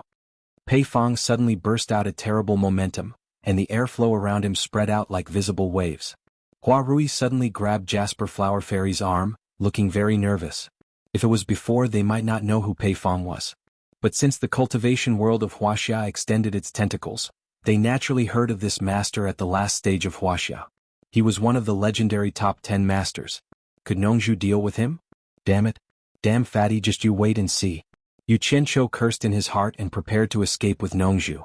He couldn't let Nongju die in Pei Fong's hands. As for the Nanming Patriarch, as one of the four great men, Pei Fong didn't dare to hurt him easily. He just had to take Nongzhu away. After all, he didn't know much about the Nanming Patriarch. The fewer people who knew about the secret of Utopia, the better. However, at this critical moment, a figure suddenly teleported over and stood in front of Nongzhu.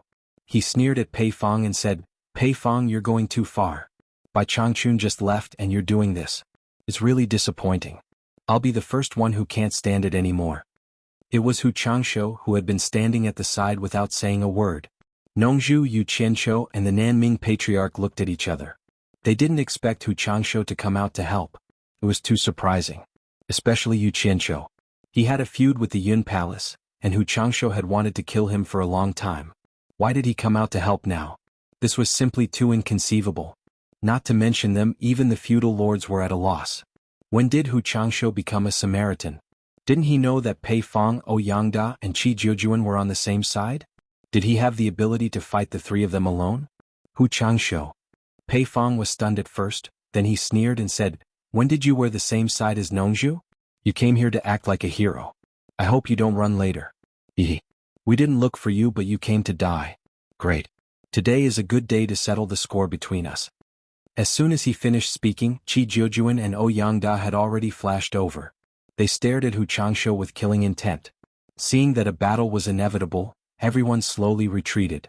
A battle between soul formation final stage experts was no joke.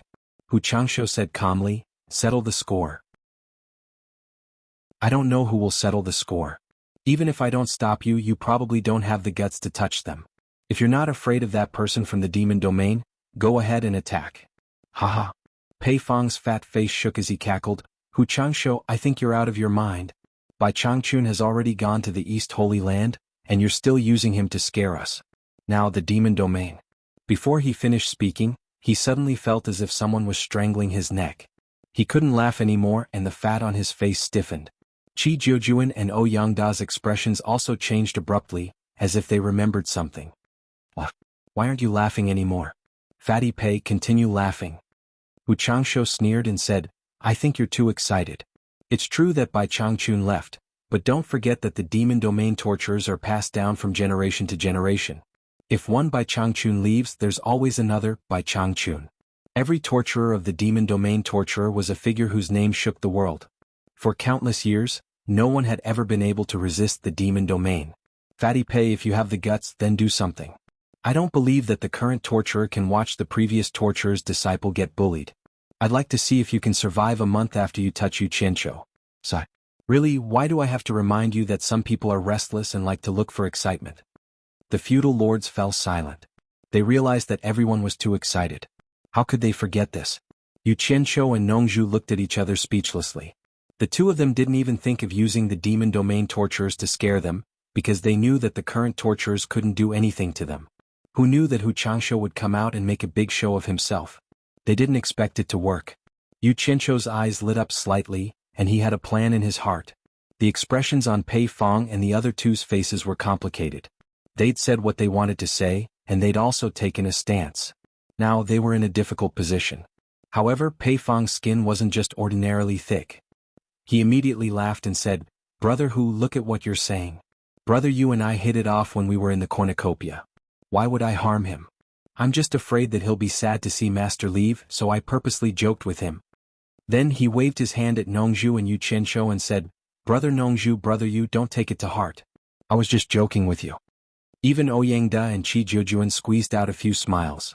"It's not without reason that he's fat. He's thick-skinned," Hu Changsho said sarcastically. However, Pei Fong was really thick-skinned, so he didn't care about his sarcasm. He said with a smile, "From what brother Hu said, do you know who the current torturer of the demon domain is?" Hu Changsho snorted coldly and didn't answer. In fact, he didn't know who the current torturer of the demon domain was. The reason why he stood out to help Nongzhu and Yu Qianqiu now was because he had his own plans. Now that Yin Baikong was dead, and Bing Qingzi believed that Yan Zhuixing was haunted and had a tendency to be independent, he was no different from a loner now. The next target of Pei Fong and the others would definitely be him, so he had to find a way to protect himself.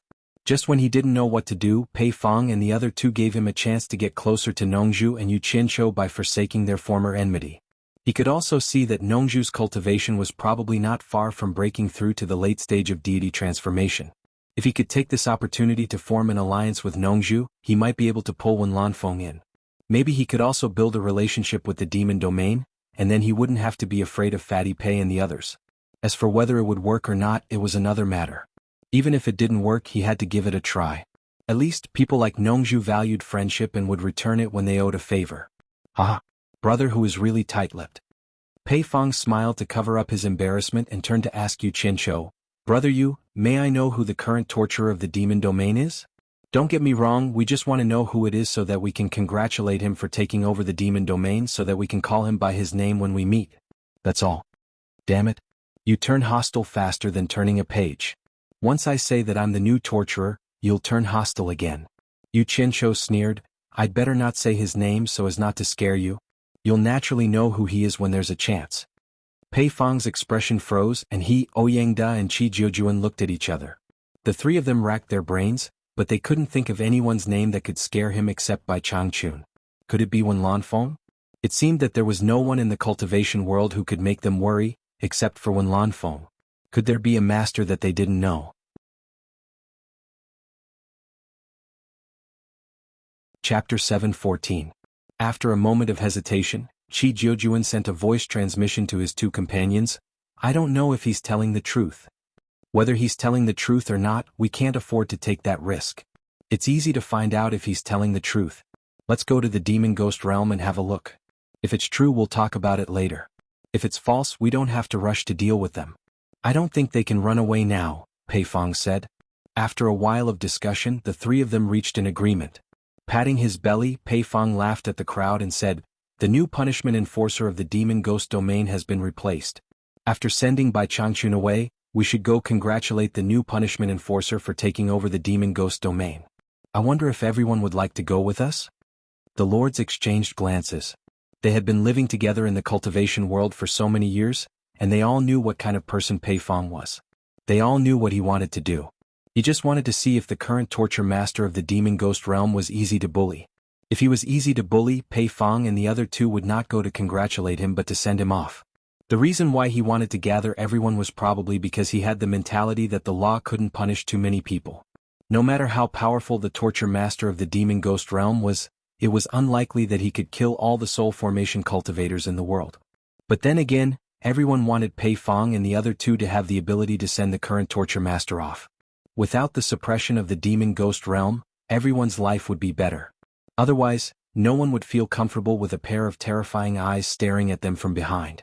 Even if a fight really broke out, there was someone who stood up for them and they didn't need to do anything. They could even watch the show. Why not? Someone immediately shouted, Yes, it's common sense to say goodbye to the old and welcome the new. We should go to the demon ghost realm to congratulate him.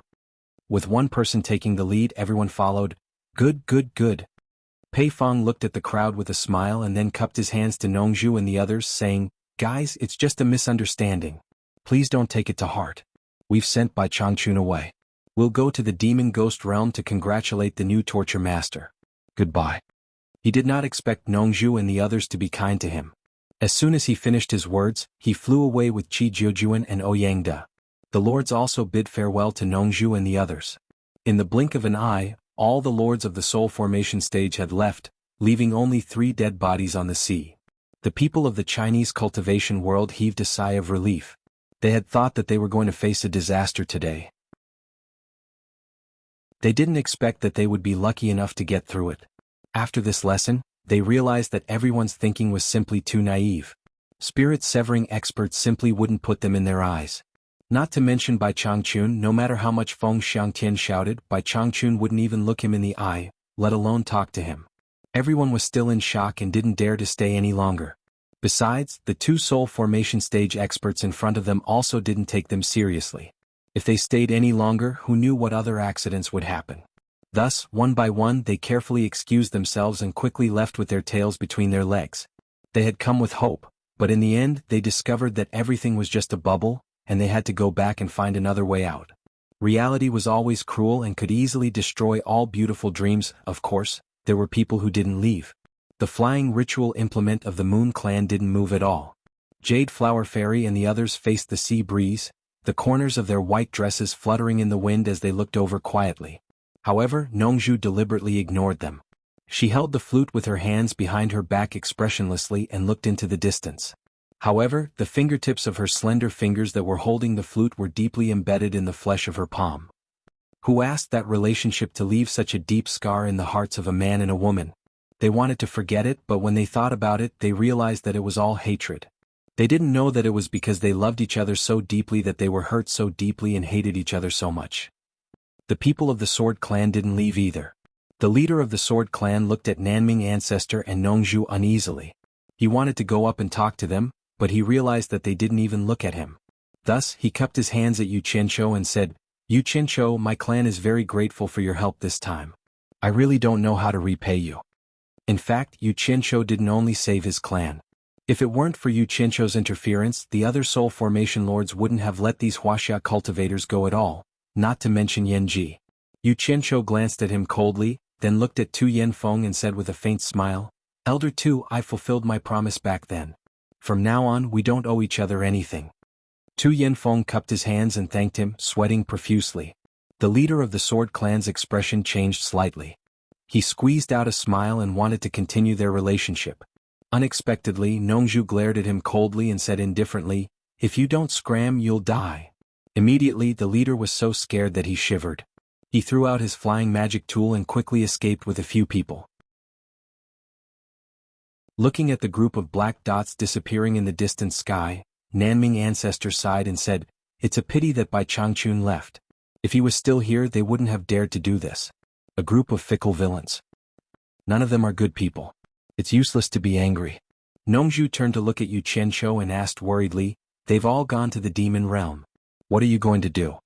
Yu Qianqiu turned a deaf ear to her and stared at the surface of the sea with bright eyes. Suddenly, he flew over quickly and landed on the surface of the sea. He drove the waves and searched for a few storage pouches from the corpses of Hua Zongming and the other two. After checking them one by one, he instantly beamed with joy. Ignoring the shocked gazes of the crowd, he directly stuffed the pouches into his arms and flew back. "What did you say just now?" Yu Qianqiu asked, patting the things under his chest. Nongju's face suddenly became long and she roared, "Pei Fang and the others have gone to the demon realm. What are you going to do?" Not to mention the matter of Jasper Flower Fairy, he was upset at the thought that Shuntian Island would be trampled by those people. However, as the current punishment envoy, Yu Qianqiu was still greedy for petty gains. How could he not be angry? Yu Qianqiu looked back at the sky and sneered, "Let them go. There are people on Shuntian Island who can deal with them." He had already thought about it. If he couldn't handle it himself, he would immediately bring Bai Changchun back. He was not afraid of who. Nongju was stunned and asked in surprise, "Who?" Nanming Ancestor also couldn't help asking, "Is it Wen Lanfeng?" Yu Qianqiu's mouth curled up into a smirk and said, "Much more powerful than Wen Lanfeng." It turned out that he was already prepared. No wonder he was not in a hurry. Nongju and Nanming Ancestor looked at each other and asked at the same time, "Who is it?" "You will know when the time comes." I want to give them a surprise." Yu Qianqiu didn't want to be entangled in this topic. He tilted his head and winked at Nanming Ancestor saying, "Senior Nanming, is this how you treat your guests?" Nanming Ancestor was stunned and looked in the direction he was hinting at. He raised his hand and patted his forehead saying, my bad. I should have left our distinguished guest aside." He raised his hand and invited, "Jasper Flower Fairy, please come to the island and have a chat." Nongju's expression twitched and she stared at Nanming Ancestor with a twisted face. She was really worried that this old guy had some designs on Jasper Flower Fairy, as Yu Qianqiu had said. Although she didn't want to have anything to do with Jasper Flower Fairy now, she didn't want Nanming Ancestor to have any designs on her. Jasper Flower Fairy bowed to Nanming Ancestor and then put away the flying celestial device under her feet. They landed on the island. However, from the moment they landed, Jasper Flower Fairy's eyes were fixed on Nongju's face, while Nongju turned her head indifferently. When Patriarch Nanming saw this scene, he snickered. Yu Qianqiu slowly moved backward. Jasper Flower Fairy, with her beautiful hair in a bun, suddenly said, "Should I call you Mr. Nongju or Xiaoyao?" Nongju didn't look back. She snorted and said, "It doesn't matter what you call me. There is no need to call me anything." Jasper Flower Fairy gritted her teeth and said word by word, "You have been lying to me from the beginning." Nongju suddenly turned back and sneered, This should be applied to you. At the very least, from the moment we met, I told you my real name and your name is fake. You didn't even give me a chance to find you again. Jasper Flower Fairy gnashed her teeth. Nongju sneered and said, "What's the point of talking about this now? Then give me back my purple dress." Jasper Flower Fairy suddenly shouted. Her voice was so sharp that it shocked Naming Ancestor and Yu Qianqiu. She was a great beauty after all, but now she didn't care about her image at all. She seemed to be crazy. Hua Rui, who was at the side, knew the relationship between the two. But the other elder of the Moon Clan was dumbfounded. Although he heard something, he couldn't believe that the leader dared to shout at a soul formation cultivator. Nongju said coldly, "Purple dress? Who is Purple dress? I don't know her. Go find someone you know. Don't come to me." You. Jasper Flower Fairy almost went crazy. She wanted to rush up and fight with Nongju. Luckily Hua Rui held her back. Jasper Flower Fairy suddenly turned back and shouted, "Yu Qianqiu?" She wanted to ask Yu Qianqiu to come out and testify, but Yu Qianqiu didn't see her. Instead, he saw a figure jump into the sea, probably never to show up again. Who else could it be except Yu Qianqiu? When Jasper Flower Fairy mentioned purple dress, he felt something was wrong. He didn't want to get involved in the couple's fight. It was better to run away. Besides, he had something to do and it was not convenient for him to stay here. Jasper Flower Fairy was stunned. Then she turned back and loosened her teeth. She begged, "Mr. Nongju, please give me back my purple dress, please." Nongju snorted and said, "Purple dress will never go with you. Anyway, I won't let purple dress follow the Moon Clan disciples' fate of abandoning their husband and children. Let your women follow the rules of the Moon Clan. Don't drag purple dress into it. Otherwise don't blame me for being rude." He didn't like the Moon Clan disciples who brought their daughters to the clan and abandoned their sons and husbands when they had sons. Chapter 7:15. Don't worry, I won't let Ziyi join the Moon Clan, nor will I make her follow the rules of the Moon Clan. Give her back to me, I beg you, Goddess Chionghua begged.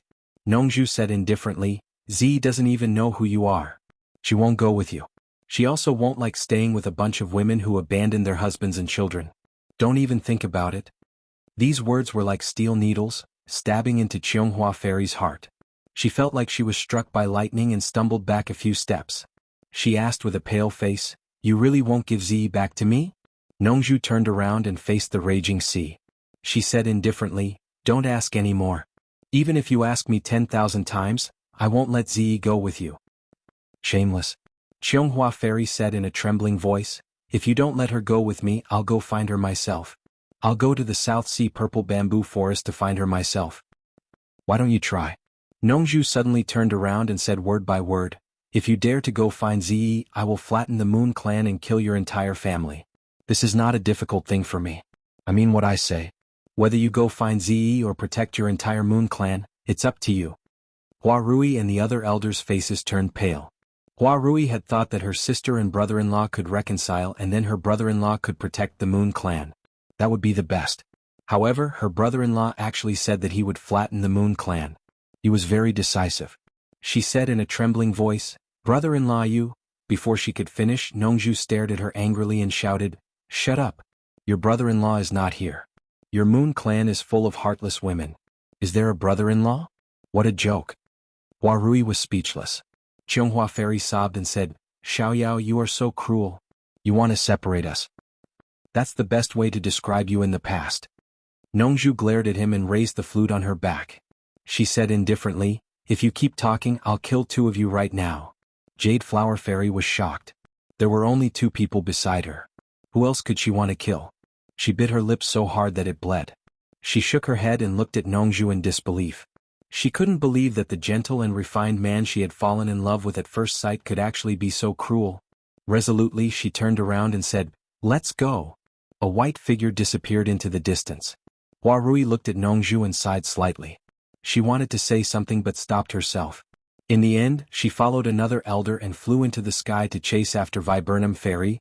The salty and humid sea breeze blew endlessly. The two people on the mountain peak stood there silently. Nan Ming Old Ancestor tugged at his red beard and looked at Nongju, who was deep in thought with her eyes closed, a little embarrassed. After a long time he asked weakly, "Nongju, is she Ziyi's mother?" Nongju closed her eyes and nodded slightly.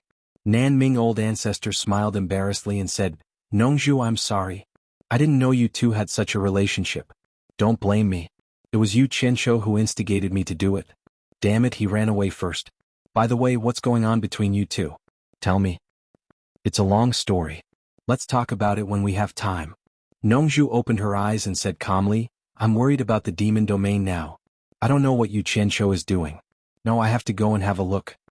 As soon as she finished speaking, she had already left quickly.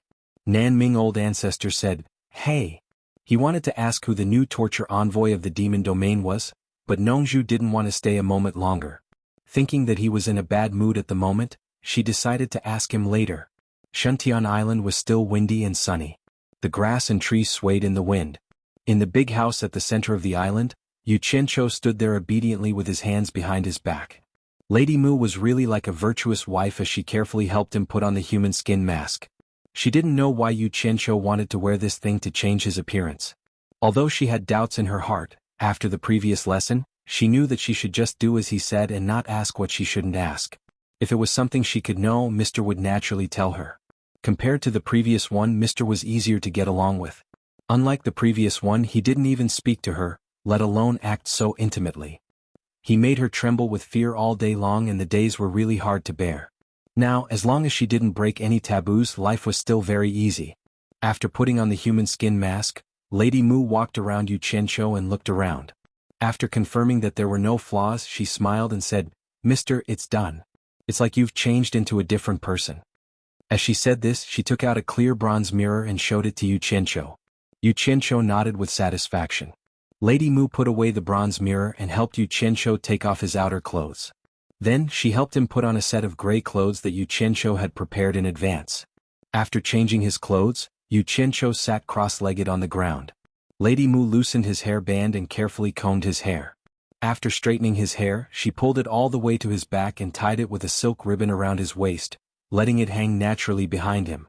After everything was done, Yu Qianshou's appearance had changed completely, and he was completely different from his previous self. He also looked more like a master than before, with a proud and inviolable look. It was just that he seemed to have aged a lot. Lady Mu's eyes were filled with doubt. There was actually someone who didn't like being young and instead pretended to be old. She didn't know what Mr. was trying to do. Yu Qianshou saw her doubt and swept the clothes on the mat into his storage bag. He smiled and said, Lady Mu, remember, from now on, I'm not called Yu Qianshou. I'm called Niu Yud. Niu Yud? Lady Mu was stunned, then she bowed and said, Lady Mu will remember. When Mr. appears with this appearance, you will be called Niu Yud. Smart. Yu Qianshou gave her a thumbs up and said with a smile, In the demon domain, you're the only one who knows this secret. Don't tell anyone else. Give me some fresh fruits. Hearing that she was the only one in the demon domain who knew this secret, a hint of surprise flashed across Lady Mu's face. Then, she quickly brought over a long short table and placed it in front of Yu Qianshou with colorful fruits. Yu Qianshou rubbed his hands and waved them like a tiger in a flock of sheep. Then he began to enjoy the fruits. Lady Mu consciously knelt behind him and massaged his shoulders with just the right amount of strength. After eating and drinking his fill, he didn't know when he fell asleep. His head was pillowed by a pair of elastic thighs. These days were quite comfortable. When the new morning arrived, the sunlight once again shone on the rolling dark clouds of the demon ghost region. A group of more than 100 people quickly flew above the clouds, forming a powerful aura that directly split the dark clouds below, forming a straight line that quickly extended behind the group of people. After they passed, the dark clouds rolled and closed again. There was nothing unusual, but the demons and ghosts below were frightened by the movement above. They had never seen so many powerful experts come to the demon domain together. After a while, the group of over 100 people finally flew past the endless dark clouds. A mirror-like lake appeared in front of them. It was so big that they couldn't see the edge. Everyone's expression became a little serious. They all knew that this was the famous 1,000-mile lake in the demon domain. The former #1 expert in the world lived on a small island in the middle of the lake. This used to be a forbidden area in the entire cultivation world. Few trespassers could survive. Now that everyone had come together, it was equivalent to breaking the rules here. They didn't know how the new master of Obedient Island would react. Everyone was a little nervous, mainly because they didn't know what kind of person the new torture master was. A black dot had already appeared on the surface of the lake far ahead. The three people who were flying at the front exchanged glances and gradually slowed down the speed of the people behind them. They had to restrain themselves before they found out who the new torturer was.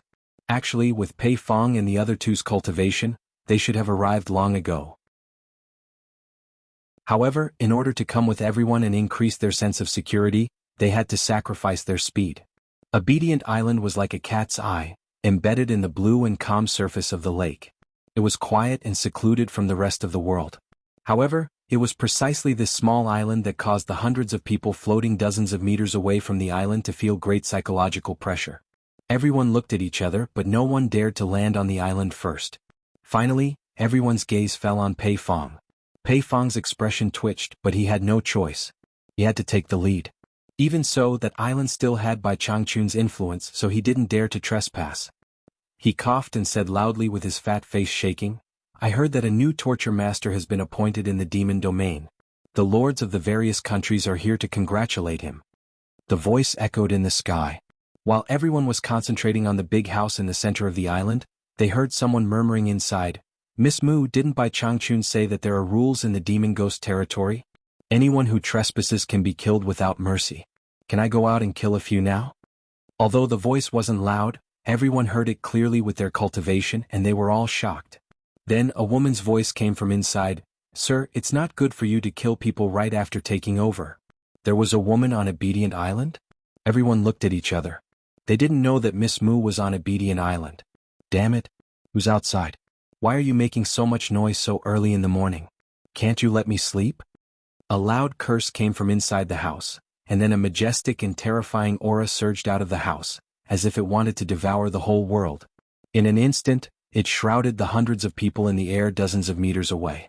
A series of extreme negative emotions such as indifference, despair, and death intertwined to form a terrifying aura. Even the lords of the various countries, including Pei Fong, couldn't help but shiver. They all moved to resist it before they felt better. Everyone's pupils shrank and a look of horror appeared on their faces. Oh my God! Is such a terrifying aura still human? Chapter 7:16. Before seeing him, his aura had already seized the opportunity. Everyone became nervous. From the tone of this person's voice, he did not seem to be a kind person. Pei Fong, Qi Jiujuan, and Ouyang De looked at each other speechlessly. They did not know where Bai Changchun had found such a powerful person to take over as the torture envoy. In any case, it was definitely not Wen Lanfeng because the aura this person exuded was not Wen Lanfeng's aura at all. At this moment, the terrifying aura suddenly and quickly retracted into the house below. Everyone's eyes immediately focused on the door of the big house in the center of the island. They saw a man in gray walking out with his hands behind his back. He squinted at the group of people above and asked indifferently, "Who was shouting here just now?" Judging from the voice, it was the person who had just cursed in the house. Everyone's first reaction was to check this person's cultivation level, but no one could see through it. Therefore, everyone's eyes focused on Pei Fong and the other two, hoping to find some clues from their expressions. However, the three of them were also completely speechless. Everyone was immediately shocked. To be able to make Pei Fong and the other two speechless, this person's cultivation level was obviously higher than theirs. The newly appointed torture master of the demon realm was actually another unfathomable peerless master. How could they live? But who was this person? Why had they never seen him before? Everyone was speechless, their hearts pounding in fear. Yu Qianqiu glanced at everyone expressionlessly and said aggressively, "Are you all mute? Or do you think I'm easier to bully than Bai Changchun?" The gloomy and terrifying aura began to spread from his body again, and it was even more intense, giving people a feeling that he was about to fight. "Niu Yid, he's Niu Yid," someone suddenly said hoarsely in the air. It was none other than the lord of the Purple Spike Kingdom, Shangguan Taiping. Although the lords present all knew of Niu Yid, none of them had seen him. Even when they were close to each other in the cornucopia, Niu Yid rarely came out, so no one had seen him. Only Shangguan Taiping's disciple, Yulan, had been with Niu Yid for a long time and had reported Niu Yid's general appearance. After seeing this person's appearance, coupled with Niu Yid's signature terrifying aura, he immediately determined that this person was Niu Yid. Most of them had heard about Niu Yid's terrifying aura, and after Shangguan Taiping's reminder, they suddenly realized what was going on, and they were even more shocked. If it was before, they would not have been afraid of him, even if Pei Fong, Ouyang De, and Qi Jiujuan gathered together. Unfortunately, before Baikong died, he mentioned that Nyoyud was from the immortal world. The group wanted to cry but had no tears. This Bai Changchun was too ruthless. Not only did he not want to be the torturer, but he even dragged someone from the celestial world to take over his position. That was too awesome. This fellow was not much better than Bai Changchun. He had the nickname of Ruthless Judge. Just by listening to his nickname, one could tell that he was not a soft-hearted person. Yu Qianqiu was confused. He pointed at Shangguan Taiping and said, "Who's that? How do you know me? I don't think I've ever seen you before." Shangguan Taiping awkwardly cupped his fist and said with an apologetic smile, "My disciple Yolandu has served you for some time." "So you're Yolanda's master." Yu Qianqiu nodded in understanding as if he knew Yolandu. Pei Fong, who was trying his best to shrink his body to make himself less conspicuous, immediately cupped his fist and said with a smile, "So it's Senior Nyo who has taken over the position of the Demon Realm Torturer. This is the blessing of the cultivation world. We've come to congratulate you. I hope we didn't disturb you." Yu Qianqiu's gaze swept over. He raised his eyebrows and said, "Damn fatty, I can tell that you're the one who was yelling just now. A mere late-stage soul formation cultivator dares to come here and yell? I think you must be tired of living." His words were filled with a murderous aura. Pei Fong was so scared that his heart was trembling.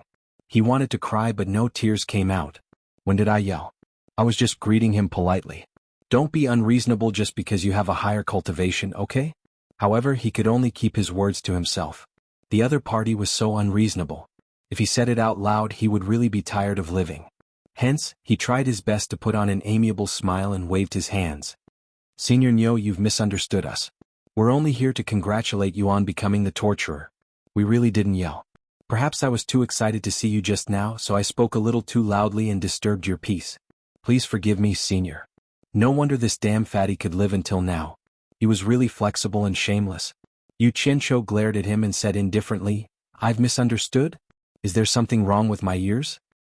No. Pei Fong waved his hands repeatedly. "Senior, you have an immortal body. How could there be something wrong with your ears? I was born with a loud voice. Please forgive me, Senior." Many people looked at Pei Fong with sympathy and pity. This guy had always been reasonable when he met the strong. He had always been unreasonable when he met the weak. Now he was the one getting his comeuppance.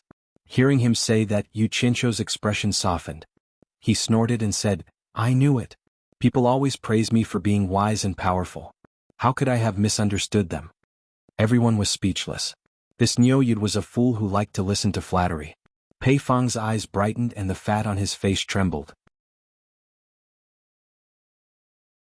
He gestured with his hands and feet as he said passionately, "Senior is not only wise and mighty, you are also a jade tree in the wind, a peerless genius that surpasses the ancients and dazzles the contemporaries." Before he could finish flattering Nyoyud, he could not continue. He saw that Nyoyud was staring at him coldly as if he was looking at a fool. "Damn fatty, do you think I'm as stupid as you? How dare you use such words to fool me?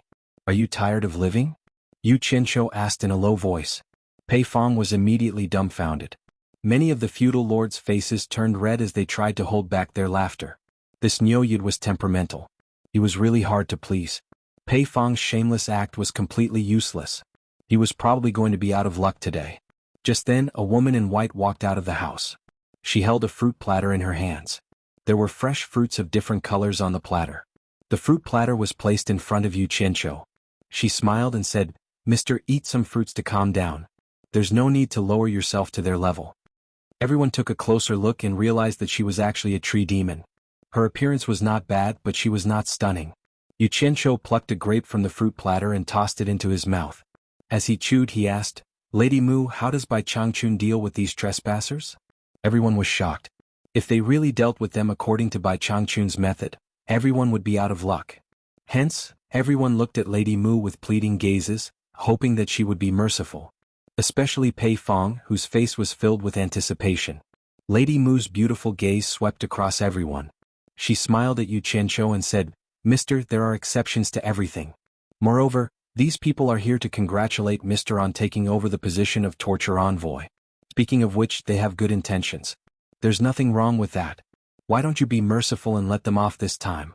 If they dare to trespass again, you can deal with them according to the old rules. What do you think?" Everyone immediately looked at Lady Mu with gratitude. Then they looked at Niu Yud anxiously. Yu Qianqiu raised his eyebrows. He plucked another grape and tossed it into his mouth. After chewing a few times, he spat out the skin and reached out to touch Lady Mu's fragrant shoulder. His palm slid under her neck. He pinched her chin and asked with a smile, "Why are you siding with an outsider? Have you taken a liking to one of them? Otherwise, why would you speak up for them?" Lady Mu immediately knelt down in fear. Trembling, she said, "Mr., please understand. Lady Mu has never seen them before. How could I have taken a liking to them? Lady Mu is really thinking of Mr. wholeheartedly. If Mr. doesn't believe me, I'm willing to die to prove my sincerity." She was still smiling just a moment ago, but now she was trembling in fear. Everyone who saw this felt a chill run down their spines. From her actions, it could be seen that this Niu Yud was definitely a murderous and temperamental person. Otherwise, this woman wouldn't be so frightened. Many of them wanted to escape. However, no one wanted to take the risk until the last moment. Because no one was confident that they could escape from the hands of this person from the immortal world. The scene of Yin Baikong dying at the hands of the underworld messenger was still fresh in everyone's mind. "Ah, look at what you're saying. How can I bear to let you die? Get up." Niu Yud personally helped the kneeling Lady Mu up. Then he tilted his head to look at the crowd and said indifferently, "Today, for the sake of my maidservant, I'll let you off. However, if anyone dares to barge in again, it means that they don't respect me. When that time comes, it'll be useless no matter who begs for mercy." "We don't dare, we don't dare," everyone replied timidly. They finally heaved a sigh of relief. It seemed that they had passed today. Speaking of which, they really had to thank this tree demon called Lady Mu. Unexpectedly, Niu Yud snorted coldly again and said, "But rules are rules. You have to pay the price for breaking them. Otherwise, how can I maintain my prestige as a torture envoy? If word gets out, won't people laugh at me for being inferior to Bai Changchun?" Everyone's hearts were in their throats again. They didn't know what price he wanted them to pay. They stared nervously at Niu Yud, who lowered his head and pondered. "How about this?" Yu Qianqiu suddenly raised his head and looked at the crowd. He said sinisterly, "According to the number of people, each of you will pay 200 million upper-grade spirit stones. Those who pay can scram. Those who don't, leave your life behind." Then he said to Lady Mu, "Since you've pleaded for mercy for them, you'll be the one to collect the money. 200 million upper-grade spirit stones per person in exchange for their life?" The various feudal lords looked at each other. They recalled Niu Yud's past of swindling money from the Ghost Manor. They finally confirmed that this fellow was someone who loved money. "Yes." Lady Mu bowed and accepted the order. She rose into the air and flew in front of Pei Fong. She looked at Pei Fong without saying anything. It was as if she was telling him to do as he saw fit. The fat on Pei Fong's face twitched. 200 million upper-grade spirit stones was too much. However, when he saw Niu Yud staring at him coldly from below, a chill ran down his spine. He immediately squeezed out a smile and took out a storage bag. He offered it with both hands and said, "Thank you, miss. Here are 200 million upper-grade spirit stones. Please take a look."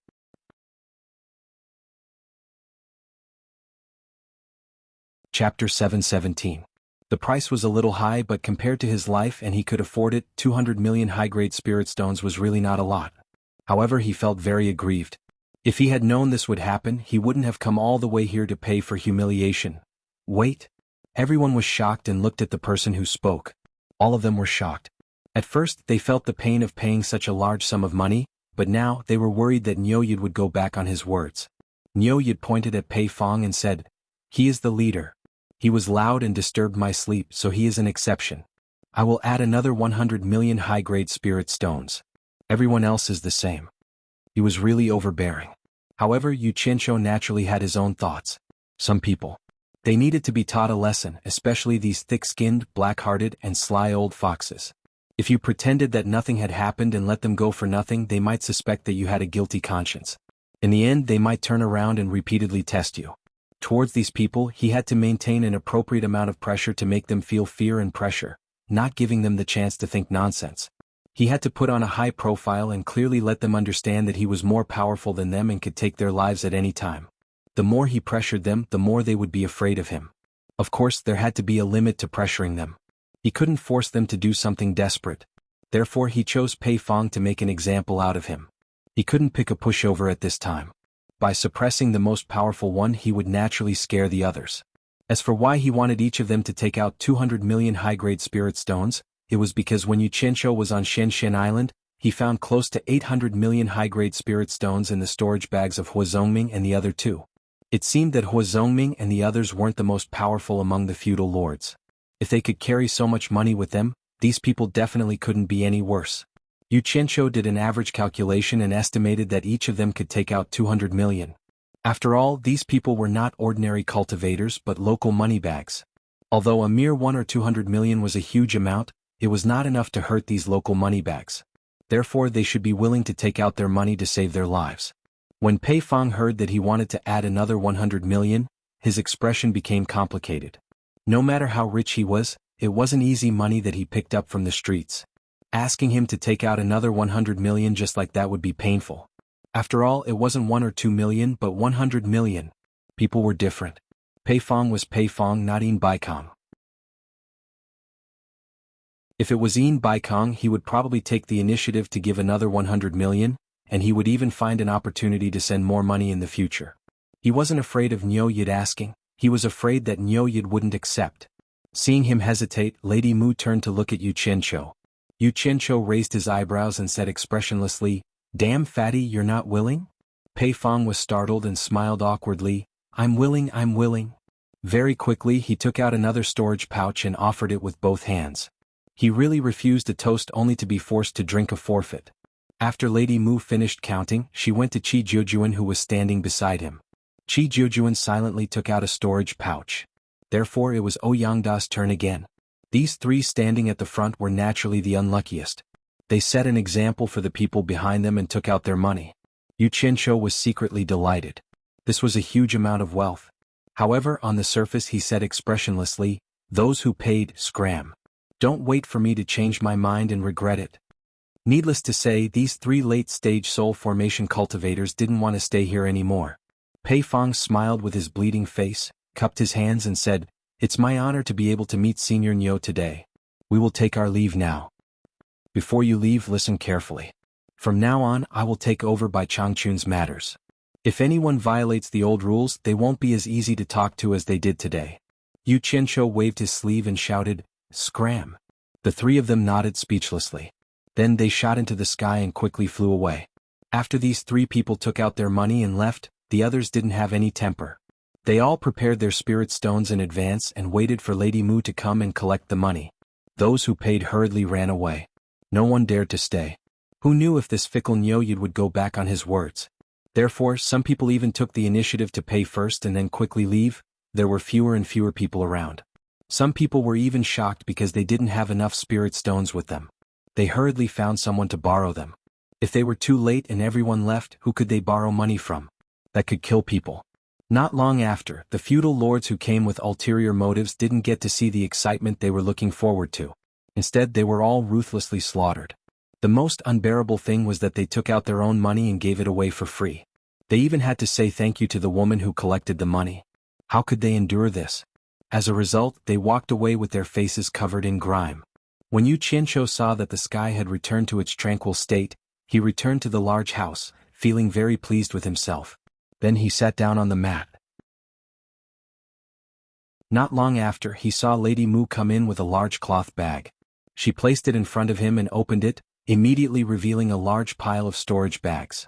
Lady Mu looked at Yu Qianzhou with respect. She really admired him. It turned out that Mr.'s name, Niu Yid, was so famous outside. He could scare so many soul formation experts to this extent. It was obvious how powerful his hidden cultivation was. It was no wonder that he could take over the demon domain. She had always thought that Yu Qianzhou had hidden his profound cultivation, but she didn't know that there was another reason. "You put on a good show today." Yu Qianzhou first praised Lady Mu. Then he looked at the pile of storage bags and rubbed his hands excitedly. "How many are there in total?" Lady Mu came back to her senses and said with a smile, "There are a total of 133 people. 200 million for each person. Together with the extra 100 million from that fatty, it's a total of 26.7 billion superior grade spirit stones." Wow! Yu Qianzhou laughed wildly. He suddenly pounced on the storage bags and gave them a warm hug. He almost burst into tears. "I'm rich. This demon domain torturer is really poor. When Bai Changchun left, he didn't leave a single spirit stone behind. Now he suddenly became rich. Yu Qianqiu, who was lying on the storage bag, really felt sorry for his master. With his master's ability, he could easily extort 1 billion from each of the countries. A few hundred countries would be hundreds of billions. However, his master was too pure. Otherwise, his successor would be the richest man in the world. What a pity. After the excitement, Yu Qianqiu sat back in his original position. He stared at the pile of storage bags in front of him and shook his head with a sigh. What a pity. Only about 100 out of more than 300 lords came. If all of them were here, we would have made a fortune. Lady Mu chuckled and thought to herself, Sir is too greedy. But it's not bad to have so many. Yu Qianqiu pointed to the storage bags in front of him and said, Take one. As the housekeeper of Obedient Island, how can she not have money? Lady Mu was stunned. She knew that it was not good to disobey Yu Qianqiu's words. Hence she thanked him and took one. Then Yu Qianqiu waved his hand, and the pile of storage bags in front of him disappeared. They went to the Utopia treasury guarded by Suzhen. At this moment, the sound of someone flying quickly came from the sky. Someone had landed on Obedient Island. Lady Mu did not think much of it because she believed that with Sir's abilities, what couldn't he handle? However, Yu Qianqiu's expression changed slightly upon seeing this. He was worried that some of the deity transformation stage lords had noticed something was amiss and had returned to settle the score with him. While he was worrying, a person had already appeared at the door. It was none other than Nongzhu. When Nongzhu saw Yu Qianqiu, she and Yu Qianqiu were stunned at the same time. Yu Qianqiu was stunned. He wondered why Nongzhu had rushed over. Had the matter with Viburnum Fairy been resolved so quickly? Nongzhu was shocked when she saw Niu Yud. Then she remembered that Niu Yud was Yu Qianqiu. Why are you here? Yu Qianqiu wanted to ask him about the matter with Viburnum Fairy, but he changed his words. Nongzhu's gaze paused on Lady Mu for a moment, and her eyes became a little sharp. Seeing that she was sitting so close to Yu Qianqiu, she seemed a little unhappy.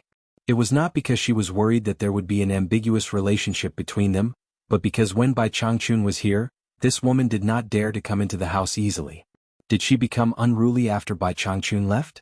In Nongzhu's subconscious, Obedient Island and this house represented Bai Changchun, and no one could blaspheme them. Lady Mu naturally knew that Nongzhu's status in Obedient Island was not ordinary and she was not an outsider. Being stared at by Yu Qianqiu, she felt a little guilty and hurriedly got up. She bowed to Nongzhu and said, Sir, I'll go out first. She turned around and bowed to Nongzhu and then walked out quickly. Nongzhu looked back coldly and then stared at Yu Qianqiu and snorted, Don't lose the dignity of the torture envoy of the demon ghost region. Yu Qianqiu waved his hand disapprovingly and said, I don't have the ability to maintain my dignity. Why don't I pass the position of torture envoy to you now? Don't talk nonsense here. Nongzhu sat next to him angrily. Looking around at the quiet surroundings, she asked suspiciously, Where are Pei Fang and the others? Didn't they come? They came. I just drove them away not long ago. Yu Qianqiu said proudly. You drove them away? Don't talk nonsense. Nongzhu suddenly came to her senses. She pointed at Yu Qianqiu's face and said, You scared them away with the identity of Niu Yud?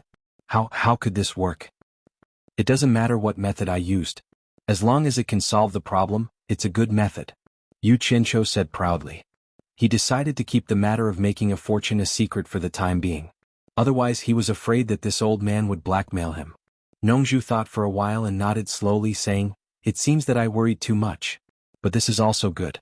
After the news that Niu Yud has taken over the demon ghost region is spread, at least for a period of time, no one dares to disturb the demon ghost region. I can also make use of this time to seize the opportunity. Hearing this, Yu Qianqiu asked curiously, Seize the opportunity for what?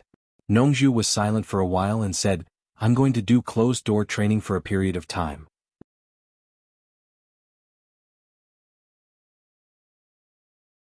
Chapter 7:18. Yu Qianqiu laughed. His master was right. This old man had finally made up his mind to break through his cultivation. That's not right. Nongzhu suddenly slapped her thigh and pointed at Yu Qianqiu's nose. With your cultivation we left Xinshen Island right after each other. How did you arrive at the demon region before me?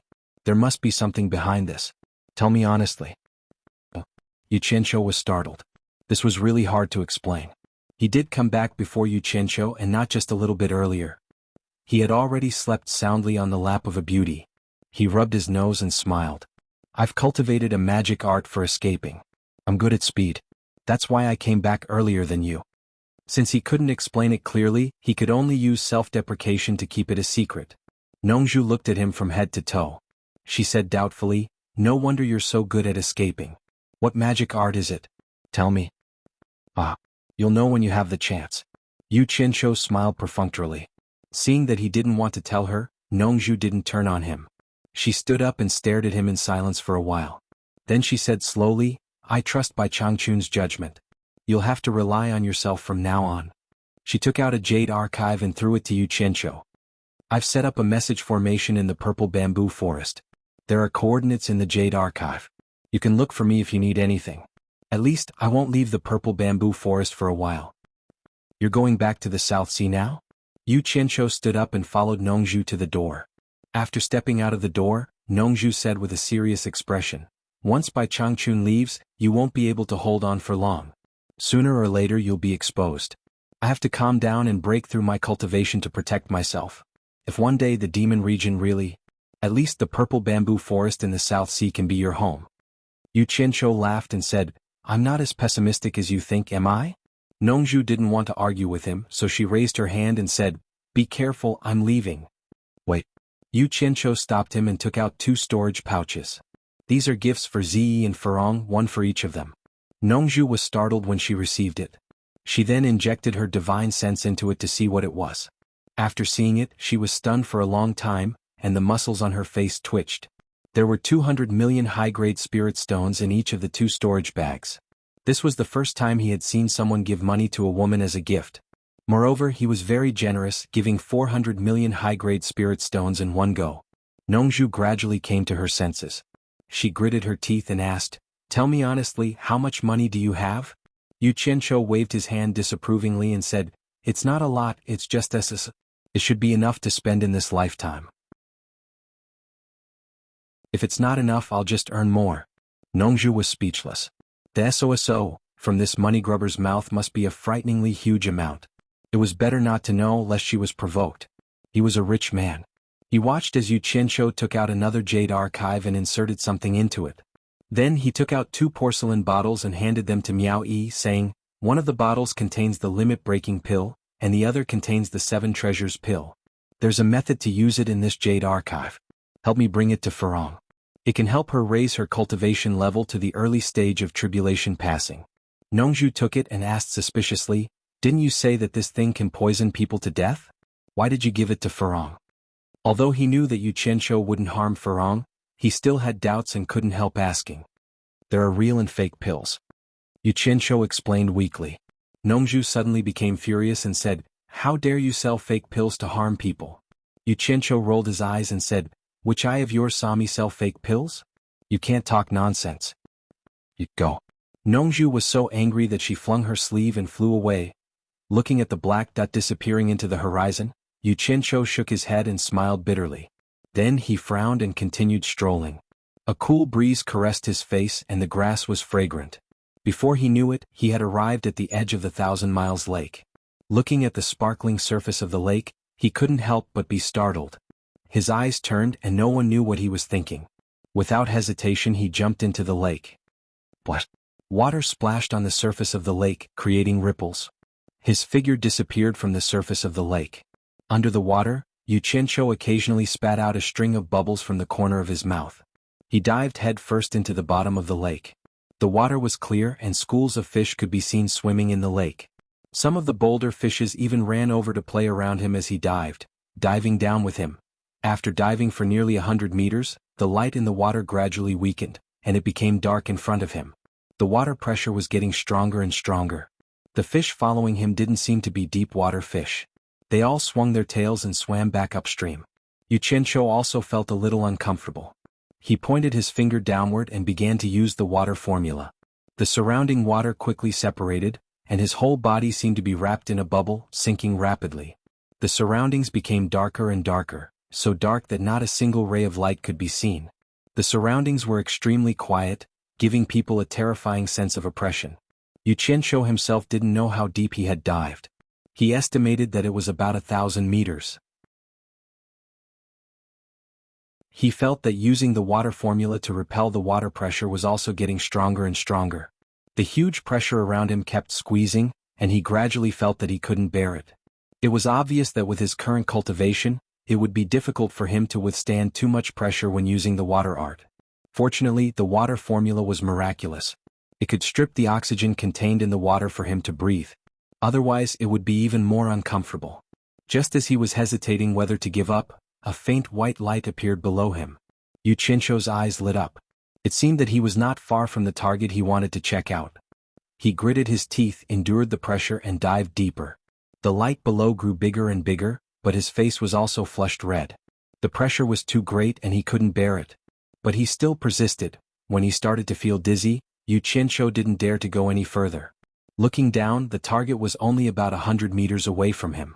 Unfortunately, the pressure was too great and he couldn't get close at all. This was also because he could use the water formula to repel the water. Otherwise, with his cultivation, he wouldn't be able to reach this position. At the bottom of the tranquil lake lay a serene pearl. Under the backdrop of the darkness, it emitted a gentle white light, illuminating the surrounding topography of the lake. There were rare deep-water fishes leisurely swimming around.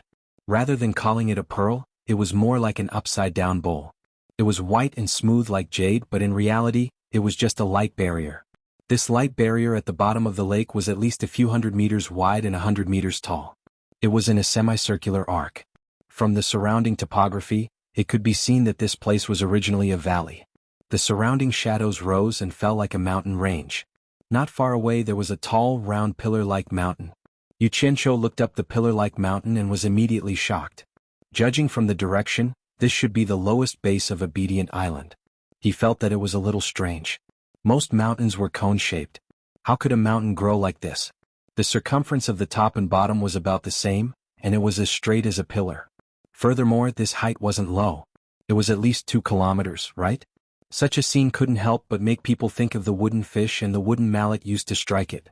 The light barrier was like a wooden fish, and the pillar supporting Obedient Island was like the wooden mallet used to strike it. How could there be such a strange topography? Yu Qianzhou was puzzled no matter how he thought about it. After hesitating for a while, Yu Qianzhou felt like his ears were ringing and the dizziness was getting stronger. The distance between him and the water had already shrunk to less than half a foot.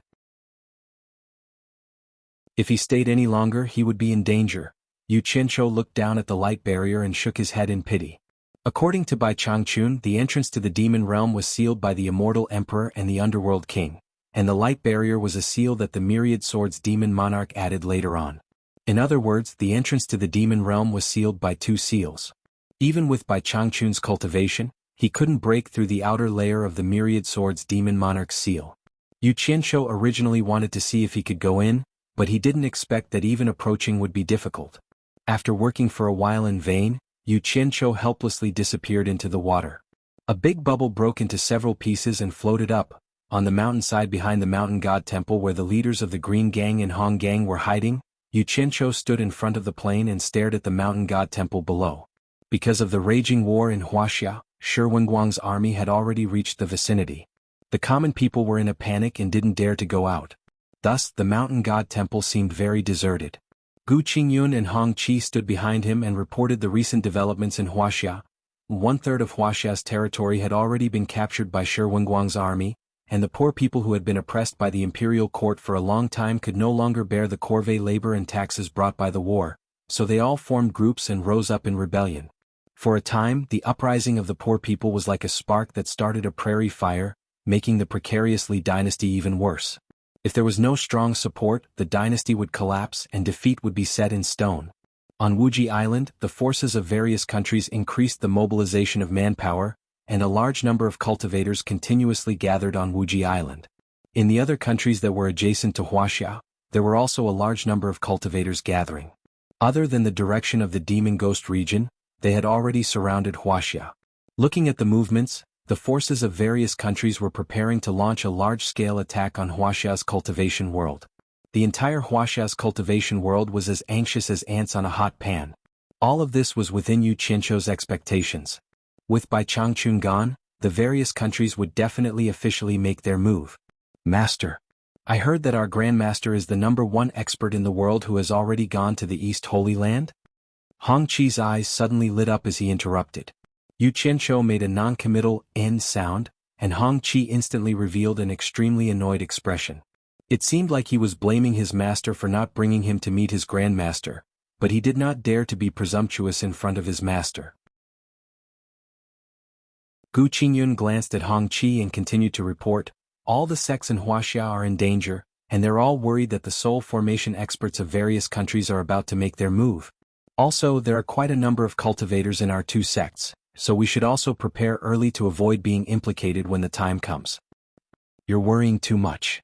Yu Qianqiu thought for a while and said, some time ago the new torture master of the demon ghost region, Niu Yud, already warned them that the soul formation experts of various countries don't dare to come to Huaxia for the time being. Think of a way to spread this news so that the various sects can prepare for war with peace of mind. Don't make it so that they surrender before the fight even starts. Anyway, they're all tired of living. If there's something wrong with their cultivation, it's better to die a little more.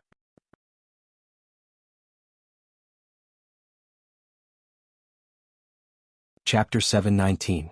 Gu Qingyun and Hong Chi looked at each other.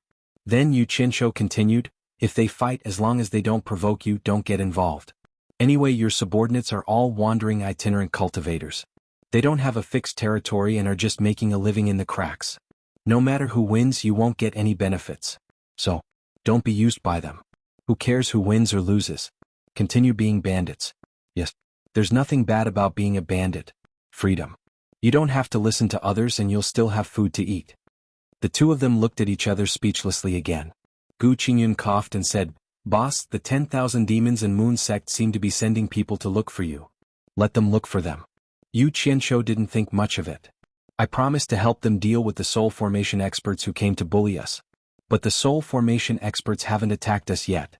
What's the point of looking for them? I can't be bothered with them. After giving instructions to the two of them, Yu Qianqiu returned to Utopia directly. He stood alone in a remote area and closed his eyes in deep thought. After a long time, he opened his eyes with a puzzled look, and his brows furrowed into a deep furrow. There was something that worried him. He didn't know what was going on with Bai Changchun in the East Holy Land. He searched for Bai Changchun's location in the East Holy Land several times, but he actually stopped at the same place and didn't move at all. He didn't know if it was because of the special environment in the East Holy Land or because Bai Changchun was trapped. Either situation was easy to explain. He was just afraid that Bai Changchun had met with an accident and died. His worried gaze gradually became determined. He decided to take the risk and go to the East Holy Land to see what was going on with Bai Changchun. Otherwise, how could a living person not move for a long time? It couldn't be that he went to the East Holy Land to meditate, right? That was too nonsensical. Taking a deep breath, Zhang Xian disappeared from the spot. When he reappeared, Yu Qianqiu quickly looked around vigilantly. If something was wrong, he would immediately flash back. However, what he saw and heard in front of his eyes left him in shock. The sun was shining brightly in front of him, and the salty sea breeze was blowing gently. Waves were crashing against the shore in front of him, and the tide was rising on the white beach beside him. All of this indicated that he was standing by the seaside. Not far behind him, there were even some cacti that were as tall as a human growing on the slope. Carefully observing his surroundings, Yu Qianqiu became more and more confused the more he looked. He scratched his head in puzzlement. Could this be the legendary Holy East Land that was said to be extremely dangerous? The sea view is not bad. His gaze suddenly landed on an island in the distance. The more he looked at it, the more familiar it seemed. No matter how he looked at it, it looked like old ancestor Nanming's Xianxian Island. Holy East Lands? Xianxian Island? When Yu Qianqiu came to his senses, he was stunned. Could this be the Eastern Holy Land opposite Xianxian Island? After observing for a long time, he finally confirmed that he was standing in the Eastern Holy Land opposite Xianxian Island. It was probably because of the formation that sealed the Eastern Holy Land. When looking from Xianxian Island, it was a vast expanse of whiteness, but when looking from the inside it was as clear as day. This was similar to the defensive formations used by some cultivation sections. However, the strange thing was that he did not see Bai Changchun nearby, but he could clearly sense that the silver ball he had given him was here. Otherwise, he would not have been able to teleport here. In order to accurately lock onto the location of the silver ball, Yu Qianqiu returned to Utopia once again. In the blink of an eye, he appeared where he had disappeared, but this time he was 2 meters away from his original position. Yu Qianqiu stared at the white beach under his feet in a daze. His expression became abnormally terrified, and in the blink of an eye, he saw large droplets of tears flowing down his face. He suddenly cried out in grief, "Master! Who did this to you?" He immediately knelt on the ground and began to frantically dig the sand. After digging more than a meter deep, he dug out a storage bag from the hole. He continued to dig with all his might, but he could not find anything. After a while, he sat down weakly in the 2-meter deep hole, hugging the storage bag as tears flowed down his face silently. He did not know what kind of expert Bai Changchun had encountered, to the point where even his corpse could not be found. If there had not been an accident, with Bai Changchun's cultivation, how could he have lost his belongings like a 3-year-old child? After feeling sad for a while, he wiped away his tears and rummaged through the storage bag. He wanted to see if his master, the world's #1 expert, had left behind any valuable inheritance. This was what he thought. After all, the dead had passed away, and the living had to continue living well. If the dead could leave behind any treasures for the living, it would also be a form of comfort for the living. However, he was greatly disappointed to find that his master was as poor as ever.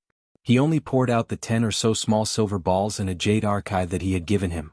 He did not expect the world's #1 expert to die so cleanly. However, when he saw the jade archive, his eyes lit up again. He guessed that the jade archive contained some kind of peerless cultivation method. Even if it was Bai Changchun's own cultivation method, it would be enough for him to live comfortably for the rest of his life. Yu Qianqiu was stunned. There was indeed something recorded in the jade archive, but it was not a cultivation method. Instead, it was a message that Bai Changchun had left for him. "Yu Qianqiu, my disciple, snow, rain, wind, and frost have lasted for 2,000 years. The great Tao is long and I walk alone. Carefree and without fear, clad in a green robe, I set foot in the East Pole." Yu Qianqiu was stunned for a moment before he reacted. He immediately cursed in exasperation. "F***ck. Old man, you're so ruthless. Why are you walking alone? If I run into any trouble, I'll still need your help." He put away the items and leaped out of the 2-meter deep sand hole. Then he ran up the slope by the sea that was covered with scattered cacti. He looked into the distance, but he could not see a single person. Behind the slope was a vast expanse of yellow sand. Tall cacti grew everywhere and their bodies were covered with thorns. It was as messy as Yu Qianqiu's mood. Bai Changchun did not bring the silver ball with him. Moreover, it had been so many days since the incident, and he had no idea where it had gone. How could he possibly find it? Yu Qianqiu let out a long sigh and sat down on the sand weakly. He felt like crying but had no tears. If he had known this would happen, he would not have taken over the demon's domain. He hung his head and muttered to himself, "You have no conscience. To think that I cried so much for you." Bai Changchun's action of leaving behind the storage pouch was simple.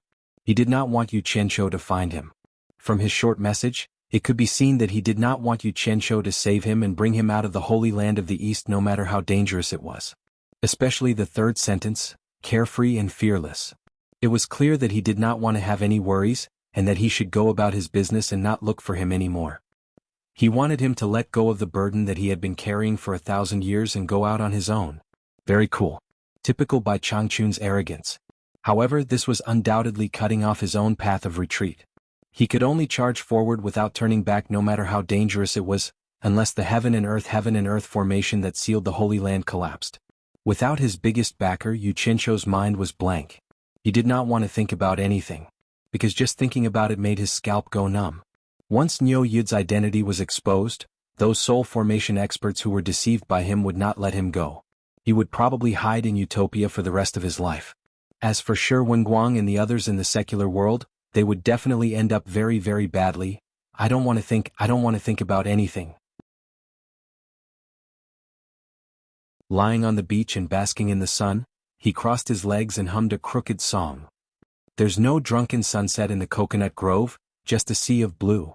Sunshine, beach, waves, cacti, and an old captain. After singing it many times, he suddenly stopped and got up. He patted his butt and looked around. He sneered and said, "You're relaxed after throwing me the burden. No way. No matter how big the Holy Land is, it's only this big. I don't believe I can't find you." He looked around and suddenly landed on the cactus that covered the sand. His eyes lit up and he clicked his tongue. "This thing doesn't exist in Utopia, but I can dig some back and plant them. It'll add to the scenery." He got to work immediately. The black fire saber appeared in his hand. He dug a few of them and moved them back to Utopia. When he dug the sixth one, he stabbed the saber into the sand. Suddenly, a red liquid shot out from the place where the saber was inserted, spraying him all over. Damn it! What's this? Before he could finish speaking, he smelled a strong stench. He was furious. Since he had already dirted himself, he stabbed the black fire saber into the ground. Every time he stabbed, a stream of red liquid would shoot out from the place where the saber was inserted. Such a demonic action was more or less a way to vent his anger. Bai Changchun's departure without saying goodbye had indeed made him a little unhappy. But at this moment, the ground under his feet suddenly shook violently, causing him to lose his balance. Suddenly he felt that the ground was much higher and there were roars coming from below. What was that? Yu Qianqiu was instantly dumbfounded. He tried his best to stabilize his body, not knowing what was below. Suddenly, 3 thick, black, vine-like things shot out from the sand within a radius of a dozen meters. They were wriggling toward him. Yu Qianqiu's gaze turned cold. He waved the black saber in his hand and destroyed them like they were mud. The stench of red liquid splattered everywhere, and chunks of things fell from the ground. The rest quickly retreated back into the sand. In the end, the roars from below became even louder. F***CK. When Yu Qianqiu was angry, there was no reasoning. He had always believed in striking first to gain the upper hand. He had already determined that there was definitely a monster below. He stabbed the saber in, not even reaching the saber handle. Fresh red and smelly blood spurted out. Yu Qianqiu pulled out the saber and a ball of fierce black flames appeared on the saber. He had used the black flame to burn the blade. Woo-woo! A deafening howl came from below. The violent tremors caused the ground to sink, and then it suddenly rose up, throwing Yu Qianqiu into the air. Yu Qianqiu, who was in the air, was covered in blood. He held the black fire saber in his hand and stared down like a god of death.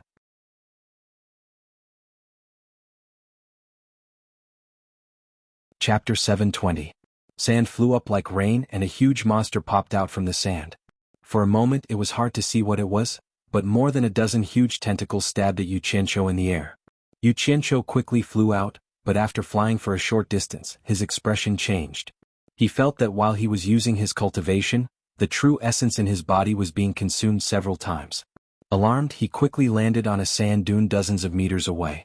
At this time, he did not have time to investigate the reason for the rapid consumption of true essence in his body. He turned around and stared at the monster that popped out from the sand. He saw that after the monster popped out of the air and spread its tentacles, its arm span was almost more than 30 meters. It was like a big umbrella opened in the air, setting off a storm of sand that fell from the sky. Big octopus? Yu Qianqiu looked at the big guy that popped up in the air and then fell down, stunned. The monster with more than a dozen huge tentacles looked very much like an octopus, but it seemed that an ordinary octopus did not have so many tentacles, nor was it so big. The strangest thing was that its body seemed to be covered with black scales the size of a palm. After letting out 2 painful howls, the big guy fell straight from the air and smashed into the sand, motionless. One of the huge tentacles fell 2 meters in front of Yu Qianqiu. At the end of the tentacle, there was a sharp black claw that looked like a fong. A burst of black smoke came out from the top of the big octopus's head, and its huge body was withering at a visible speed. Then it spread to the dozen or so huge tentacles. Not long after, the huge monster turned into a pile of ashes on the sand. This was the terrible result of being burned by the black fire. Yu Qianqiu did not know whether this big guy was an octopus or not. In any case, he did not know what kind of monster it was. He looked at the black fire extinguished saber in his hand with a dignified gaze.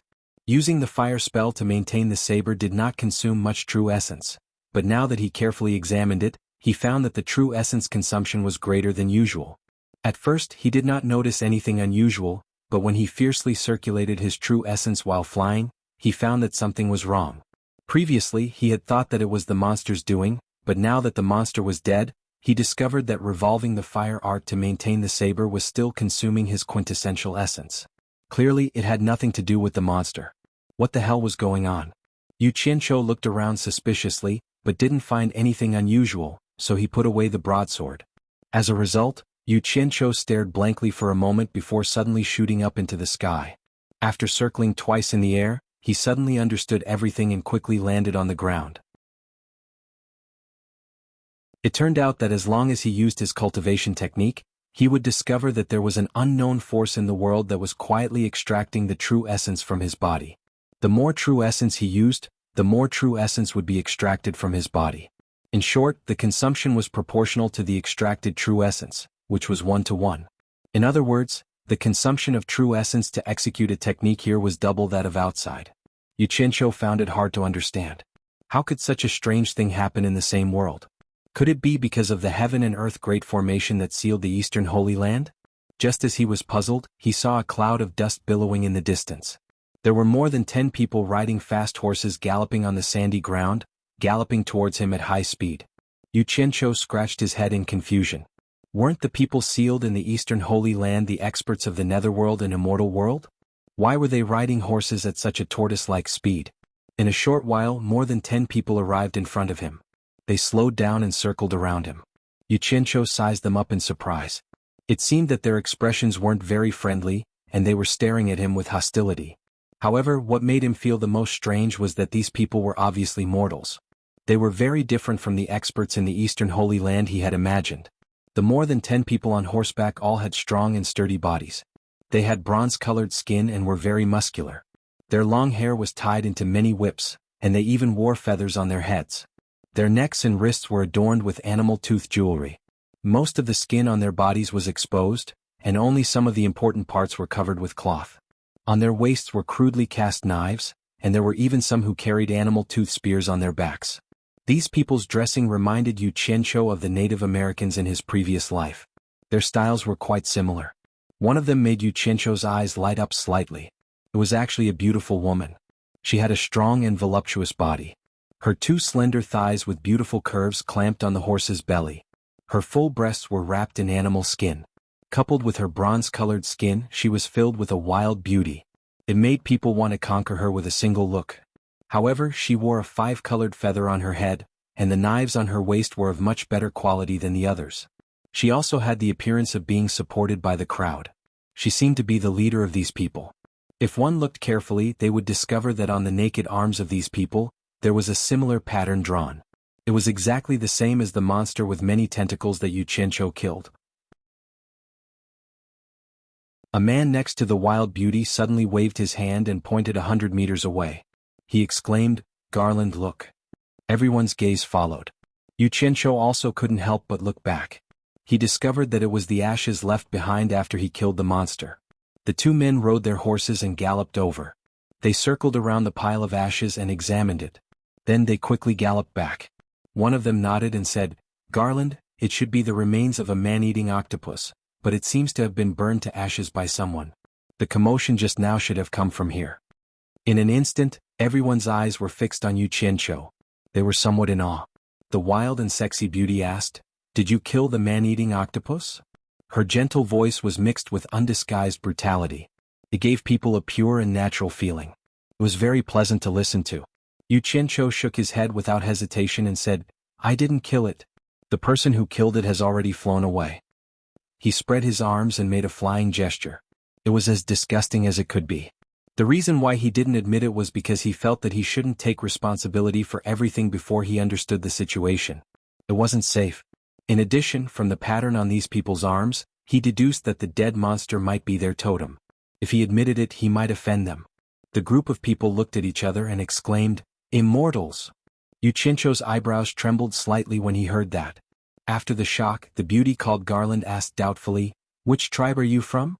How can you barge into our tribe's territory with your bare hands?" Yu Qianqiu was speechless. He felt very conflicted. Damn it! Is this the Eastern Holy Land? Why does it feel like I've come to a primitive society? He scratched his head and thought for a while. He pointed at his head and said, "I lost my memory. I can't remember anything. After I woke up, I found myself here." He lied casually, but this was the least credible lie in the long history of his lying. There was no other way. He didn't know anything about the situation here. Although the people in front of him were all mortals who knew what kind of background they had. "Lost your memory?" Garland said in a daze. The group of people on horseback were dumbfounded. They looked at each other. Someone said to the person beside him, "Elder Meng from the tribe seems to have lost his memory because of his old age. He can't remember anything." "Big brother. That's called Alzheimer's, okay." Yu Qianqiu was speechless. Another person said, "I heard that someone in the tribe fell off his horse and hit his head on a rock. In the end, he also couldn't remember anything." Garland waved her hand and stopped everyone's discussion. She stared at Yu Qianqiu and said, "Looking at your gorgeous clothes, your attire isn't ordinary either. You should be someone from a faraway city. If you're from a nearby tribe, we'll definitely know you." She looked around and continued, "There are often ferocious beasts around here. It's not safe for you to be here alone. Why don't you go back with us first? When you remember anything, we'll decide what to do." What a kind person. Even if he lost his memory, he would still believe it. Yu Qianqiu nodded repeatedly in agreement. He was still worried about not understanding the situation here. It would be best to go back with them and ask for some information. Unexpectedly, a man beside Garland stared at Yu Qianqiu and said, "Garland, this person's eyes are flickering. One look and you can tell that he's not a good person. If we bring him back, what if he's a spy sent by some tribe? The fence gathering is about to begin. We have to prevent anyone from betraying us warriors. Besides, how are you going to explain to the tribe elders if you suddenly bring a stranger back? You're the one who can tell that you're not a good person." Yu Qianqiu cursed inwardly, but pretended that he didn't understand. Seeing that the others also nodded in agreement, Garland seemed a little hesitant. But when he saw Yu Qianqiu's obedient and pitiful look, he immediately said decisively, "Bring him back first and have someone guard him. I'll explain to the tribe elders. If they don't agree, it won't be too late to drive him away. Bodo, give him your horse." The one called Bodo was the strong man who stopped Yu Qianqiu from going back. He nodded helplessly and said, "All right." He jumped off the horse, pulled the reins over and stuffed them into Yu Qianqiu's hands. Garland asked, "Do you know how to ride a horse?" Yu Qianqiu nodded. Garland nodded and said, "Follow us." With that, he took the lead and galloped away. Bodo climbed onto the back of another man's horse. The two of them rode side by side and the group galloped away. Yu Qianqiu turned back to look at the indistinct Xian Island in the distance.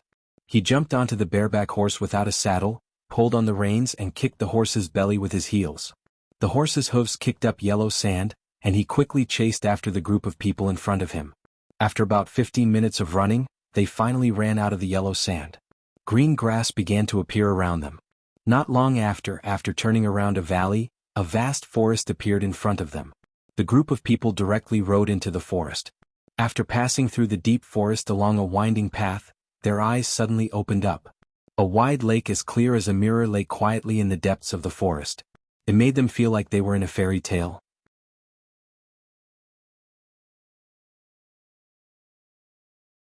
Chapter 721. In the lush green grass beside the lake, there was a path that looked like gray ribbons. A dozen or so riders formed a line and galloped along the path to the foot of the short mountain ahead. It was a grayish-brown stone mountain. With Yu Qianqiu's cultivation, he could see at a glance that there were many caves on the mountain. There were people going in and out of the caves, so it was obviously used for living. As they ran past the lake, Yu Qianqiu, who was at the back, was a little dumbfounded. He couldn't help but look back. This was because there was actually a group of naked men and women happily bathing in the lake near the foot of the mountain. Those women had their breasts exposed without the slightest scruple. In groups of 2 or 3, they were stirring the clear lake water and singing loud, beautiful and aphrodisiac songs. F***ck, this is such a good place. Yu Qianqiu's eyes lit up. As he looked at the people in the lake were also looking at him curiously. The reason was probably because they were curious to see him wearing so many clothes. When the group reached the foot of the mountain, they all dismounted. Bodo came over to lead his horse. Yu Qianqiu looked around and saw that the grass at the foot of the mountain was surrounded by a fence. There were many horses tied to the fence, and the group of people were tying their horses to it. Inside the fence, there were many crude tents made of animal skin, and many children were running and playing among them. Breathing in the fresh air filled with the smell of nature, and then looking at such a simple style, Yu Qianqiu sighed with emotion. Garland, who had tied the horse, walked over to him. She stood in front of him and looked at him for a while before saying, "Don't run around. I'll report to the elders. If they agree to let you stay, then you can stay. Otherwise they'll drive you out." "Understood." Yu Qianqiu nodded with a smile. He couldn't help but take a few more glances at Garland's body. Only then did he realize that this woman's figure was even better when she was standing. She had a strong waist, full breasts and perky buttocks. Coupled with the wild aura she exuded, she was truly pleasing to the eye. Garland didn't care about his lecherous eyes at all. He waved his hand and 2 men came out of the people who came with him. They crossed their strong arms in front of their chests and stared at him from both sides. They seemed to be monitoring him, afraid that he would run away. Yu Qianqiu didn't mind. He watched as Garland walked into a cave at the top of the mountain. Then he glanced at the two people on his left and right, turned around with his hands behind his back, and looked leisurely at the people bathing by the lake. He thought to himself, looking at it with pure appreciation, it's really primitive. However, what was even more primitive was yet to come. Not long after, the men and women who were bathing in the lake walked up to the shore hand in hand and hugged each other, kissing and touching each other without restraint. Soon after, pairs of them fell on the grass by the lake and began to copulate on the spot. In an instant, the quiet lakeside was filled with gasps and moans. *CK. Group, field team? Yu Qianqiu's eyes almost popped out of their sockets. He was truly dumbfounded. The situation was far beyond his expectations. Shoo. Suddenly he heard a loud and clear whistle. Yu Qianqiu silently turned his head and looked to both sides. He saw that the two strong men were beaming with joy. They put their fingers in their mouths and whistled hard. They even spread their limbs and made bodybuilding poses towards the lakeside, activating the strong muscles on their arms. The most terrifying thing was that the children who were originally running and playing inside the fence were also clinging to the fence, waving their arms and shouting at the people who were copulating by the lake. It was a little like a cheerleader in a sports competition. And the men who were working hard by the lake also worked even harder. The more intense gasps and moans intertwined with each other, lingering and lingering. Oh my God! I've seen everything in my life, but I've never seen this. Yu Qianqiu's head drooped down powerlessly. He was completely speechless by these people. And when the two men who were monitoring him saw his dejected look, they suddenly looked proud. One of them walked to Yu Qianqiu's side, showing off his burly body that was nearly 2 meters tall, and compared it with Yu Qianqiu's small body, revealing a look of infinite contempt. Yu Qianqiu didn't know whether to laugh or cry. At this moment, Garland ran down from the mountain. She was slightly stunned when she saw the dejected Yu Qianqiu, and then looked at the two men who were demonstrating by the side. She couldn't help but giggle. Yu Qianqiu raised his head and looked at her. He shook his head and sighed slightly. He really didn't know what to say. Who would have thought that a man beside him would suddenly jump in front of Garland and dance his hands and feet to show off his robust body? He kept dancing provocatively as if he was courting her. As a result, Yu Qianqiu was once again dumbfounded. Yu Qianqiu was even thinking, could it be that any man or woman here could do that? Garland patted his strong chest and pushed him away. The man immediately became listless. Garland walked to Yu Qianqiu and said with a smile, "Someone who lost his memory, can you still remember your name?" Yu Qianqiu was taken aback. Yu Qianqiu. What a strange name. Garland mumbled and said, "The elders said that women can reproduce and children are the future of the tribe. As for men, they have to bear the responsibility of protecting and raising the tribe. Our tribe doesn't take in useless men. If you can hunt a wolf or any ferocious beast in the forest to prove that you are a real man, then our tribe will be willing to take you in temporarily. Otherwise, we won't waste food on you and will expel you. Do you have the courage to accept this test?" Yu Qianqiu looked at himself up and down. Did he look so weak that he couldn't even kill the alpha wolf? To be honest, he didn't want to stay here at all. Mingling with this group of primitive people was too unbecoming of his identity as the dignified Phantom Region's torture master. However, he didn't know how deep the waters of the Eastern Holy Land were. He had to find a foothold and spend some time to understand it. Otherwise, he might get into trouble if he just barged around randomly. He didn't know whether to laugh or cry as he touched his nose and said, "Accepting the test is not a problem. I would like to ask, what tribe are you from?" He subconsciously looked at the group of people fighting in the wild by the lake. "Cannibals," Garland said with a smile. In the end, it gave Yu Qianqiu a fright. He said in shock, "Cannibals?"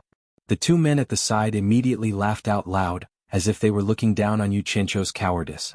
"Don't be afraid." Garland also chuckled.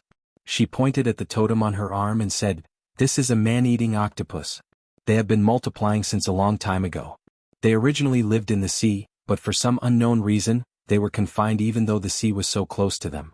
The animals on land could no longer enjoy the embrace of the sea, and these man-eating octopuses slowly got used to life on land. They like to hide under the sand and hunt people or animals that pass by. Because they are the strongest and most ferocious beast in our tribe, they have become the symbol of our tribe. This is why we are called cannibals, not because we eat people." Yu Qianqiu nodded to show that he understood. Then he asked, "Then how do I accept the test? Do I go hunting in the forest now?" You must be accompanied by our people to see you kill a ferocious beast with their own eyes." As Garland spoke, she suddenly pointed and said with a smile, "Tomorrow you will go hunting with them." Yu Qianqiu turned his head and saw a group of people coming out of the forest on one side, returning with all kinds of beasts they had hunted. They were carrying the beasts on their backs, hands and shoulders. It could be said that they had returned with a full load.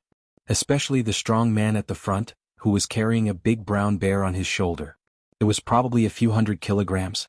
Even Yu Qianqiu was a little surprised to see that a mortal could carry such a heavy thing. He must be really strong. When the group returned, it immediately attracted the cheers of the children around them. They all ran to greet them, and at the same time, they wanted to see how many kinds of prey they had hunted today and what the most ferocious prey was. The man carrying the big brown bear walked directly towards them. Suddenly, he threw the prey on the ground with a bang, and even the ground shook. This burly man, who was more than 2 meters tall, walked so far with a heavy load, but his face was not red and he was not panting. He was looking at Yu Qianqiu curiously with a pair of big eyes. "This is Bodo's brother Boli? He is the strongest warrior and man here." Garland smiled and introduced him to Yu Qianqiu. Then he introduced Boli. "This is a poor man with amnesia. His name is Yu Qianqiu. He will go hunting with you tomorrow. If he can kill a ferocious beast, the elders will temporarily take him in." Boli was stunned, and then he pointed at Yu Qianqiu and laughed boorishly. "Even the thinnest man here is stronger than you. You can hunt ferocious beasts with that body of yours? If your neck is bitten off by a beast, you will lose your life. I advise you to leave this place." Yu Qianqiu really wanted to go up and beat him up, but he had a faint smile on his face as he said, "I can give it a try. If I really get my neck bitten off by a wild beast, that's my fate." He imitated the way the people here spoke. Boli was still shaking his head. Garland said unhappily, "Boli, the elders have agreed." Boli was stunned. He looked at Yu Qianqiu and nodded, "All right then. We will take you with us tomorrow." Then he turned to the men and women who had finished their business by the lake and waved his arms, shouting, "Woo!" The men and women ran over and helped to unload the prey from the horses' backs. They were very happy to see so many prey. At this moment, Boli suddenly picked Garland up and walked to the lake with her in his arms. Garland also hooked her arms around his neck and gazed at him affectionately. Yu Qianqiu was speechless. He could only watch as the two of them went to the lakeside and stripped off the few pieces of clothing they had left to bathe together. After taking a bath, they unscrupulously did vigorous exercises by the lake. After seeing this unrestrained scene, Yu Qianqiu's expression seemed to be used to it. However, the thoughts he had about Garland at the beginning had been thrown out of his mind, and he felt a little nauseous. He looked into the distance, wondering where Bai Changchun had gone.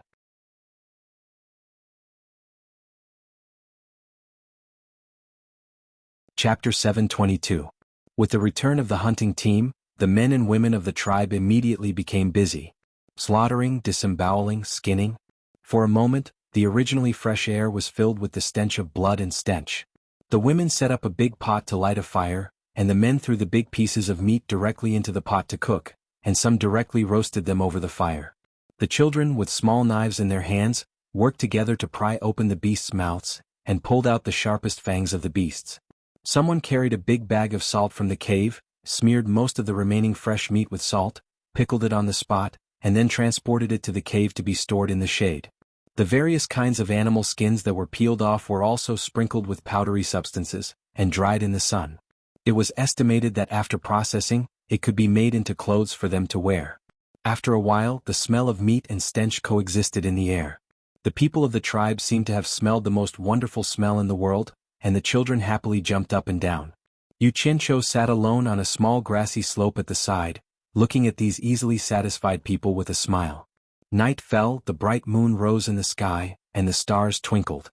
Piles of bonfires were burning at the foot of the mountain, and the stench in the air had long dissipated, leaving only the rich smell of meat, which made people feel hungry. This tribe of only a few hundred people seemed to have turned out in full force at this time, all gathering at the foot of the mountain, dancing a rough dance around the bonfires. Only then did Yu Qianqiu realize that those who were qualified to live in the cave were women and children, and many of the women had big bellies. 6 rather old women dressed in the most colorful furs of wild beasts, with the brightest feathers on their heads. They were escorted to the flattest grassland, which was covered with soft animal skins, showing off their noble status.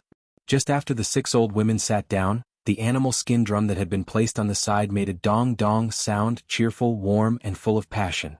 Garland, the most beautiful and sexy woman in the tribe, was the first to jump into the middle of the bonfire, her seductive hips and waist twisting like a water snake, instantly igniting a night of revelry. Men, women, old, young, and children began to sing and dance to their heart's content. The wild singing resounded through the night sky, and the unrestrained dancing was unrestrained. A feast that belonged to this tribe began. The delicious meat was taken down from the pots and grills, and the most delicious parts were cut off and presented to the 6 old women. Then everyone began to eat heartily. The fragrant liquid in the urns was also drunk by everyone. A simple and happy life. Yu Qianqiu, who was excluded from the crowd, sat alone on the grassy slope outside the fence, watching everything with a smile. Someone noticed his loneliness. Galen brought him a piece of meat on a wooden plank, along with a hollowed wooden cup filled with fragrant liquid. "You must be hungry. It's for you." Galen placed it in front of him. Yu Qianqiu looked at the wild, sexy, and kind woman in front of him and said, "Thank you." He picked up the cup and sniffed it. It was really fragrant. He tried to take a sip but found that it was sour and difficult to swallow. He grabbed the piece of meat and took another bite. It was a little overcooked. Other than the fragrance of the meat, there was only the salty taste. The taste was really not flattering. He really did not know how these people could eat so happily. For him, who was used to eating delicious food, it was a little funny, but in order to show respect to the kind hostess, he forced himself to finish it one bite at a time. Galen, who had been staring at him, smiled and said, "I'll get you some more." Yu Qianqiu hurriedly waved his hand and said, No, I'm already full. I really can't eat any more." Galen frowned and said, "You only ate so little. No wonder you're so thin." Yu Qianqiu smiled awkwardly. Galen sat next to him and asked curiously, "You really don't remember anything about your origins?" Yu Qianqiu smiled and shook his head, indicating that he really did not remember. He then pointed to the 6 old women in the tribe and changed the topic. "They are your tribe elders?" "Yes." Galen nodded. Yu Qianqiu asked curiously, "Why are the tribe elders all women? What about your tribe leader? Is there no tribe leader?" In his mind, there must be a tribe leader in every tribe. Galen patted her chest and said, "I am the tribe leader. Women are the most respected, so the tribe elders are naturally women. The women who can become tribe elders are people who have made great contributions to the tribe. They are all the women in our tribe who have the most children." Yu Qianqiu was stunned. After the 2 of them talked for a while, he finally understood the situation of this tribe. It turned out that this tribe was a small matriarchal society. Women had the highest status in the tribe. Especially the women who had the most children, they were respected by the entire tribe. Just like the 6 old women, they were respected by the tribe as tribe elders. And Galen could become the tribe leader because she was the most beautiful and sexiest woman in the tribe. She could attract the most men. This seemingly ridiculous thing had its own explanation. Women who could attract the most men to have sex with were the most likely to have the most children. This kind of women enjoyed a status second only to the tribe elders. At the same time, they had the right to choose the strongest men to have sex with. They wanted to give birth to the strongest men or the most beautiful women. Then the most beautiful women could attract more men to have sex with, and the strongest men could protect the tribe and hunt more prey to raise the tribe. Based on this logic, beautiful women made great contributions and carried the heavy burden of strengthening the tribe. They really did have the right to become the tribe leader. In short, in order to reproduce the next generation, this tribe highly advocated sex between men and women. It could be done at any time and no one would look down on it or feel ashamed. Instead, the men and women who did not do it would be looked down upon by everyone. When a woman appeared in the tribe that was recognized as more beautiful or sexier than Galen, then Galen's position as tribe leader would be handed over.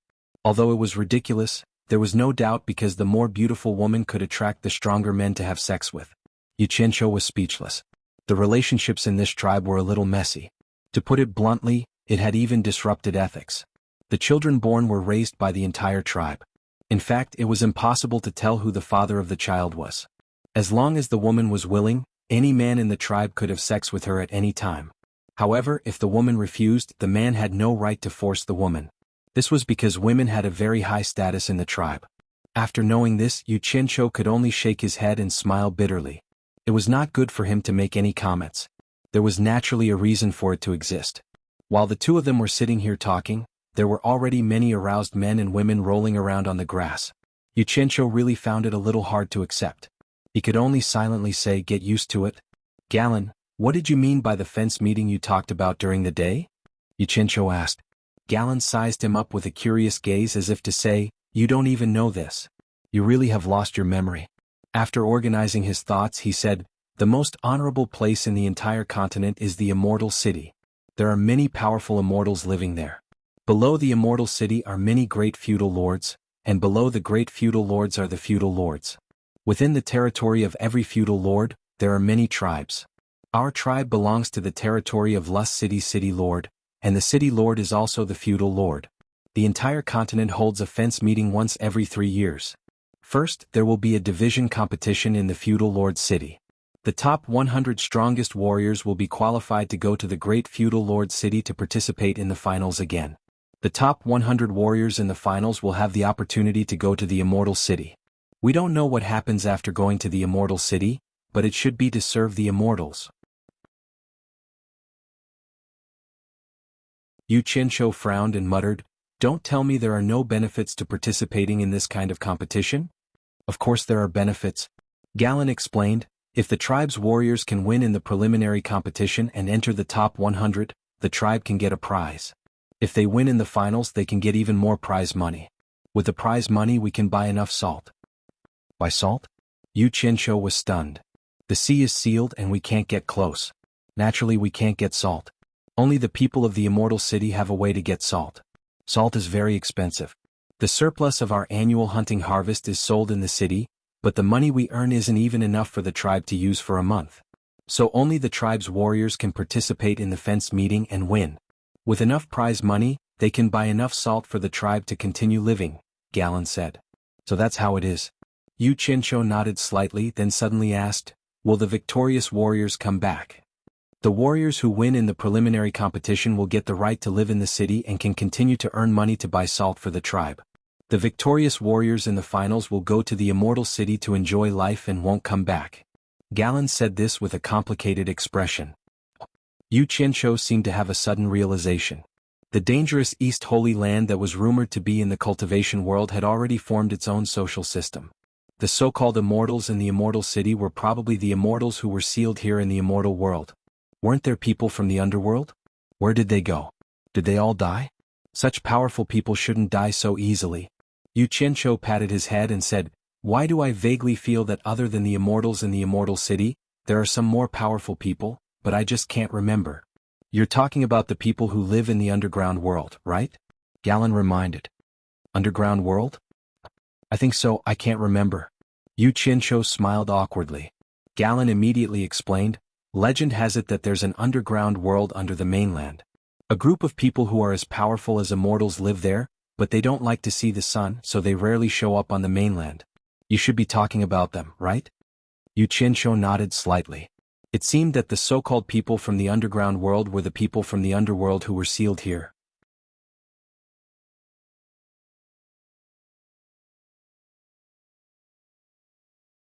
Chapter 723. Thanks to Chief Garland's care, he wasn't allowed to sleep in the open. Instead he was given a tent. In fact, it didn't matter if Yuchencho wanted a tent or not.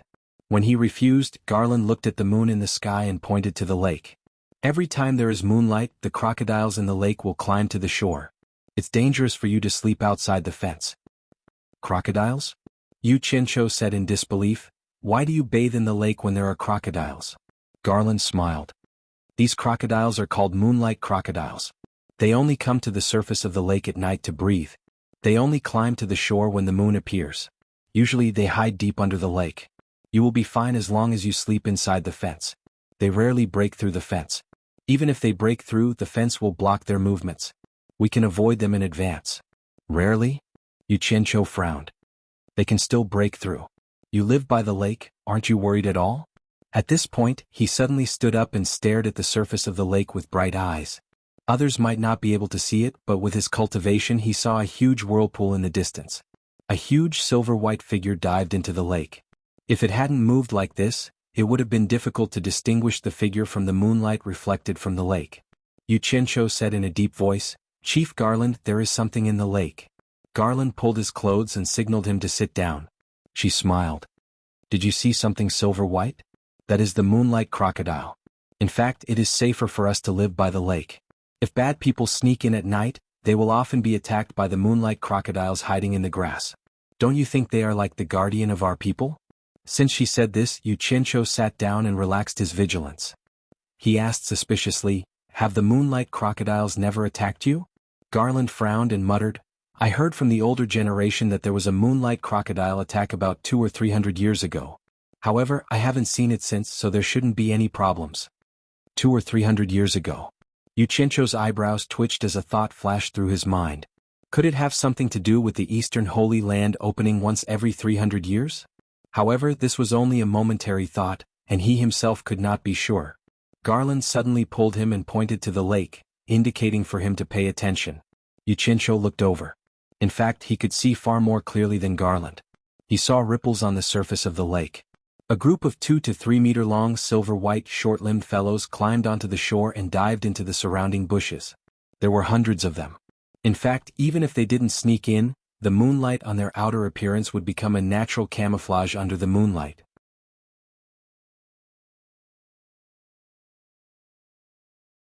As soon as they crawled into the bushes, they stopped moving. It was as if they were waiting for their prey. If humans or animals trespassed, they would really die under their ferocious fangs. This made Yu Qianqiu click his tongue in wonder. There were indeed all kinds of strange things in this world. There was actually a silver-white crocodile. However, he had some doubts. Was the huge white shadow in the lake really them? Could it be that they surged in a group and he did not see it clearly? The moon was high in the sky. After indulging to their heart's content, the clansmen returned to rest. The bonfire turned into red charcoal, and the red light gradually faded and gradually extinguished. Inside the fence, there were a few more braziers for illumination. There were also a few clansmen holding torches and patrolling around at night. Garland, who had left and returned, led Yu Qianqiu into the fence and came to a small tent in the center. He said, You can sleep here for the time being tonight. Don't run around if you have nothing to do, lest you get injured by the arrows of the night patrol clansmen. This tent could only sleep one person, but Yu Qianqiu did not have any objections. In fact, it did not matter if he had a tent or not. At this moment, Boli, who was half naked, came again. He directly carried Garland away and entered a tent at the foot of the mountain. Yu Qianqiu listened to the panting and moaning sounds in the surrounding tents and shook his head speechlessly. They were really a clan that worshipped tradition. He had learned something new today. Then he also went into the small tent. The inside was covered with a layer of soft animal skin, so that people would not lie directly on the grass. Yu Qianqiu lay inside with his arms as a pillow and his legs crossed. He was not sleepy at all. His mind was constantly thinking about Bai Changchun.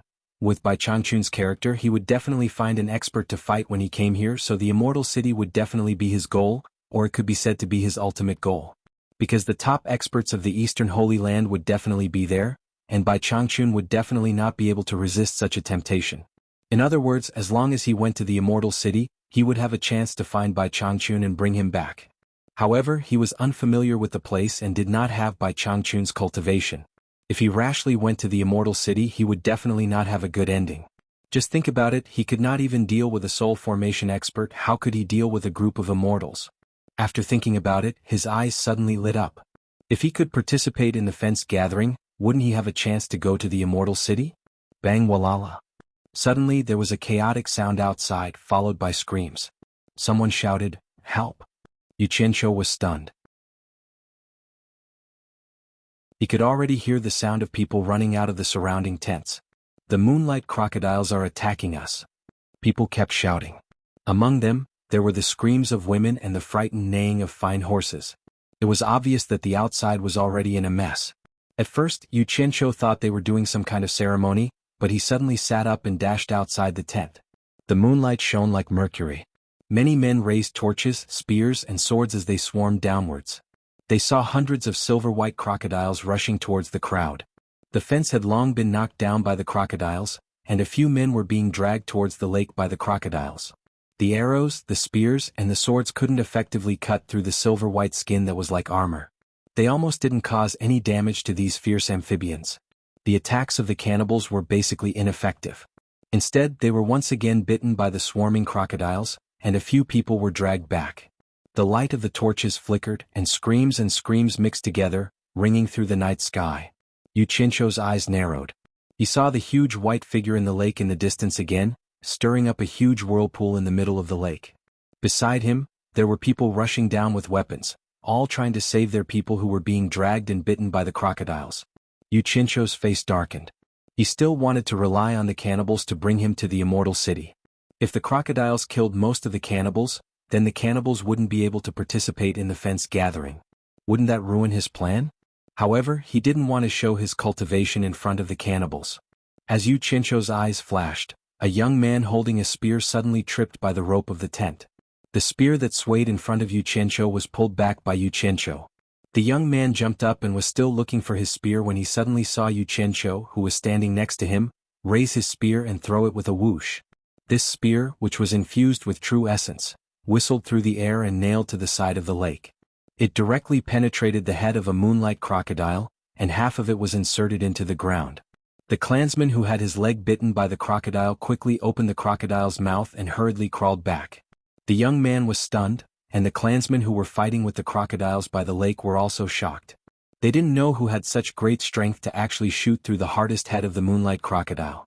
However, they didn't have time to find this warrior. They desperately resisted the attack of the crocodiles. One after another, the clansmen who were passing by were suddenly stopped by the young man.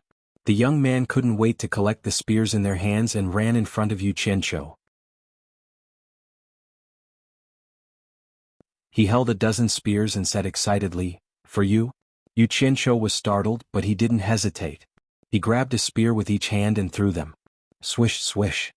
2 spears whistled through the air and nailed 2 crocodiles that were dragging people to the ground. Yu Qianqiu waved his arms and threw a dozen spears in the blink of an eye. None of them missed their targets. Each spear killed a moonlight crocodile without any mishap. Moreover, the first ones that were killed were the crocodiles that were dragging people in their mouths. However, there were hundreds of crocodiles, almost equal to the number of cannibals. The people who had their spears snatched by the young man immediately reacted and scattered. It didn't take long for each of them to come back with a bundle of brand new spears. They untied the rattan ropes and held them by Yu Qianqiu's side. Yu Qianqiu didn't move and stood firmly in the same place. His 2 hands constantly manipulated the spears and threw them with a whistling sound. The spears accurately passed through the people in front of him who were fighting with the crocodiles. In the blink of an eye, more than 100 spears were thrown and each one was fatal. In an instant, more than 100 crocodiles were killed. With his help, the cannibal warriors immediately rescued all the people who had been bitten by the crocodiles. Seeing that Yu Qianqiu was showing off his power, they didn't try to be brave and retreated one after another. The clansmen who were holding a bundle of spears immediately ran to the cave where the weapons were stored after the spears in their hands were thrown by Yu Qianqiu. The others took turns to hold the spears in their hands so that Yu Qianqiu could throw them. The spears cut through the night sky with a whistling sound. In the blink of an eye, the attacking moonlight crocodiles were all killed. They were like nails on a board and they were all stabbed into the ground by the spears. The remaining dozen moonlight crocodiles were suddenly afraid, and they hurriedly turned around and crawled back. However, these short-legged crocodiles weren't very fast on land. Moreover, Yu Qianqiu was determined to kill them, so he didn't plan to let them go. More than a dozen spears flew out one after another, and they were all nailed to the grass. Not a single one of them was allowed to escape. The lakeside suddenly quieted down. About 50 meters away from Yu Qianqiu, there were hundreds of spears stuck in the ground. Each spear was aimed at a fierce moonlight crocodile that was 2 to 3 meters long, and its head had been pierced through. The cannibals' eyes widened as they looked at this unbelievable scene.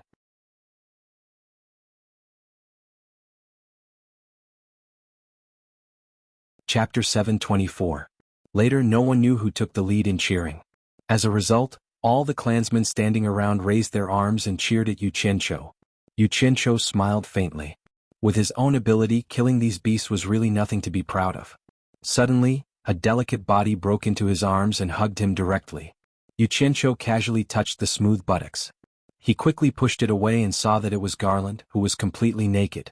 Looking at this, it was estimated that when he was working with Boli just now, there was a sudden accident, and he didn't have time to put on those pitiful clothes. Garland looked at him with a fiery gaze. Yu Qianqiu looked embarrassed. He really couldn't tell who was taking advantage of who. However, he was really not used to hugging a naked beauty in front of everyone.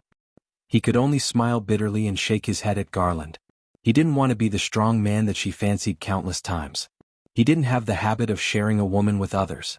The cheering crowd ran towards the crocodiles that were nailed to the ground. Yu Qianqiu raised his head slightly, and his pupils suddenly shrank. He saw a wide wave of water rising from the middle of the lake, and it was quickly coming towards this side. Yu Qianqiu immediately shouted, "Stop, all of you, come back for me." This group of people really listened to him now. Sure enough, they stopped one after another. However, when they looked back, they were somewhat puzzled. They didn't know why he called them back. Was it because he killed the prey alone and didn't want to share with the clansmen? At this moment, there was a huge splash by the lake, and a huge silver-white figure directly jumped out of the water and soared into the sky. When the clansmen who ran to the front heard the movement, they looked back and saw the huge figure that blocked the moonlight. They were all immediately stunned. Yu Qianqiu waved his hand and pushed Garland away. He grabbed a few spears in each hand, poured a powerful cultivation into them and threw them out. 6 spears formed a matrix in the air, and with a strong wind, they whistled and shot out, blowing out most of the torches in the hands of the people in front. Ping ping, sounds rang out, and the huge figure that had just leaped out of the lake and was about to pounce ashore fell back into the lake, splashing water everywhere. The waves rippled in the lake and the huge figure disappeared. The man-eaters finally understood why Yu Qianqiu had called them back. Hence, they all ran back in fear and stood behind Yu Qianqiu. Recalling the scene just now, all of them stared at the undulating waves of the lake in horror. "What is that? Have you already killed him?" Garland asked with a trembling voice behind him. Yu Qianqiu shook his head with a solemn expression. The others didn't see it clearly, but he did. It was a giant moonlight crocodile that was nearly 20 meters long and more than 4 meters wide. The moment the 6 spears hit it, they all shattered. They didn't penetrate its leather armor at all, only knocking it back into the water. When the water splashed, the giant moonlight crocodile's cold eyes shone with a red light. It stared at him with resentment before sinking into the water. This beast seemed to have gained intelligence. It seemed like it was about to become a spirit. That last glance seemed to be a grudge against him. A cold smile appeared on Yu Qianqiu's face. "Even if you don't hold a grudge against me, I won't let you go today, lest you ruin my plans, you beast. You still want to fight me in the water?" Without saying anything, he slowly walked toward the lake with his hands behind his back. Everyone looked at him blankly, only to see him slowly walk to the lake, wading into the depths of the lake. When the lake water reached his chest, he directly dived into the lake. He actually dived into the lake with such a terrible monster. Everyone looked at each other in horror.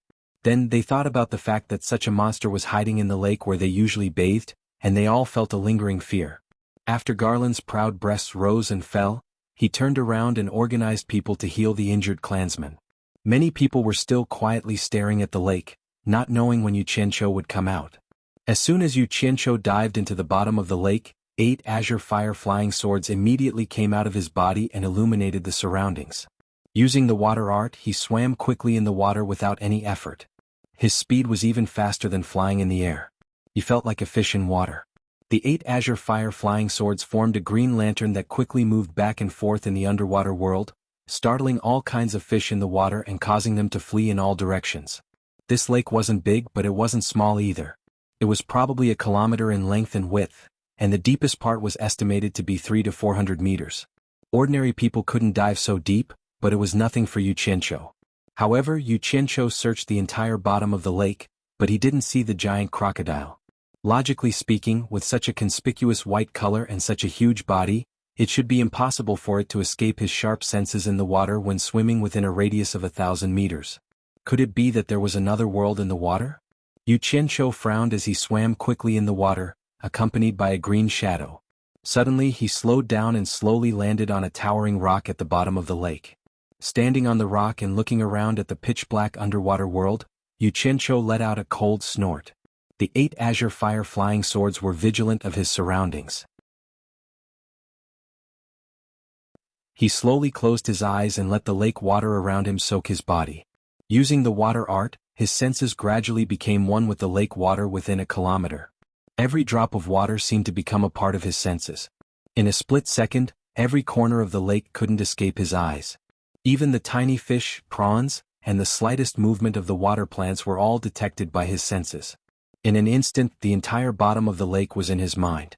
If this lake was too big, he wouldn't be able to control it with his cultivation base. But underwater, it wasn't a problem for his senses to control the area within a kilometer. Yu Qianzhou's eyes suddenly opened. At the center of the lake, under the mud, there seemed to be a large living creature. But at this moment, an old and irritable voice transmitted to him through the lake water. "Little kid, you have already killed hundreds of my clones. Why do you still use your senses to chase after this old man? Don't go too far." It can actually detect my senses. Yu Qianzhou was a little curious. One must know that perception was completely similar to telepathy. It was illusory and could not be detected at all. Under normal circumstances he couldn't use it at all. He could only use it in water, fire, and fog by using one of the 5 elements cultivation techniques, with the help of these mediums. Although it was magical, even he didn't know what was going on. In any case, it was completely different from the divine sense released by a cultivator. When he used his divine sense to check on others, or when others used their divine sense to check on him, both sides could sense it. But he had never heard of anyone being able to detect other people's senses. Yu Qianzhou slightly narrowed his eyes. With a swoosh, he scuttled to the center of the lake and floated 10 meters above the bottom. He used his senses to observe the bottom and replied to the location where he transmitted his voice. "You are that big crocodile? Looks like you have cultivated to become a spirit and can speak human language." Bullsh *T. The irritable voice transmitted again. "This old man has already left the ranks of the spirits 300,000 years ago and ascended to the immortal world. How can I allow you to sully me?" Yu Qianzhou was startled and said suspiciously, "Don't tell me you are an immortal." He actually believed it somewhat. If it was said that it was impossible in other places, but in the Holy East lands, it was not strange for immortals to exist. But, Bullsh *T. I am an immortal, and an immortal emperor-level immortal at that. The old voice was impassioned. As if it was such a glorious thing, it felt like it was reminiscing about the glorious past and looking back. "Who the *CK are you talking about? Immortal emperors are supreme beings in the immortal world. How can you chat with me here?" Yu Qianzhou snorted coldly, "Don't think that you will be safe hiding down there. Watch how I kill you." "Wait." The old voice shouted loudly, "Little brother, from what you said, you don't sound like someone with the cultivation of an immortal. Otherwise, you should be able to distinguish the cultivation of an immortal. But that's not right either. If you haven't reached the cultivation of an immortal, how can you control senses?" Yu Qianzhou raised his eyebrows and laughed sinisterly. This old thing has changed the way he addressed me from little doll to little brother. His tone has also become much more polite. It seems like he is afraid that I will attack him. "Don't give me that, I won't be swayed by force or persuasion." Yu Qianzhou cackled sinisterly. "Today let me, an early-stage tribulation passing immortal, kill you, an immortal emperor-level immortal." "Wait. You are only an early-stage tribulation passing immortal?" The old voice was filled with disbelief, or rather, disbelief. "You have a problem with that?" Yu Qianzhou did not hold back. With a swoosh, hundreds of green flaming flying swords appeared, illuminating the entire body of water. He wanted to make thousands of them, but the true essence consumption in this godforsaken place doubled, so he could only use them sparingly. Hundreds of flying swords were aimed at the ground below. The old voice immediately said anxiously, "Little brother, wait. Let's talk this out, don't be in a hurry to attack." "Wait. I admit defeat, okay?" Yu Qianzhou snorted coldly, "There is no need to resort to insinuations in front of an honest person. How dare you lie to me? If you want to die, I will grant your wish. Watch me beat you, an immortal emperor, into immortal feathers." Before he could finish speaking, the old voice anxiously interrupted and said with a sobbing tone, "Little brother, I really did have the cultivation of an immortal emperor. But in the battle with the demon lord of 10,000 swords 100,000 years ago, I was beaten to this point by him. Luckily I managed to survive, and I am struggling at death's door. Otherwise I would not have ended up in this state." "The demon lord of 10,000 swords?" Yu Qianzhou was stunned, but he was really not in a hurry to attack now. A person who was qualified to fight with the demon lord of 10,000 swords was indeed not simple. He could not help but ask, "Old man, is what you said true or false? If you dare to fool me, do you believe that I will immediately pierce your heart with 10,000 swords, and then grind your bones into ashes after you die?" I don't dare." The old voice sounded lucky to have escaped death, but at the same time, there was also a hint of desolation.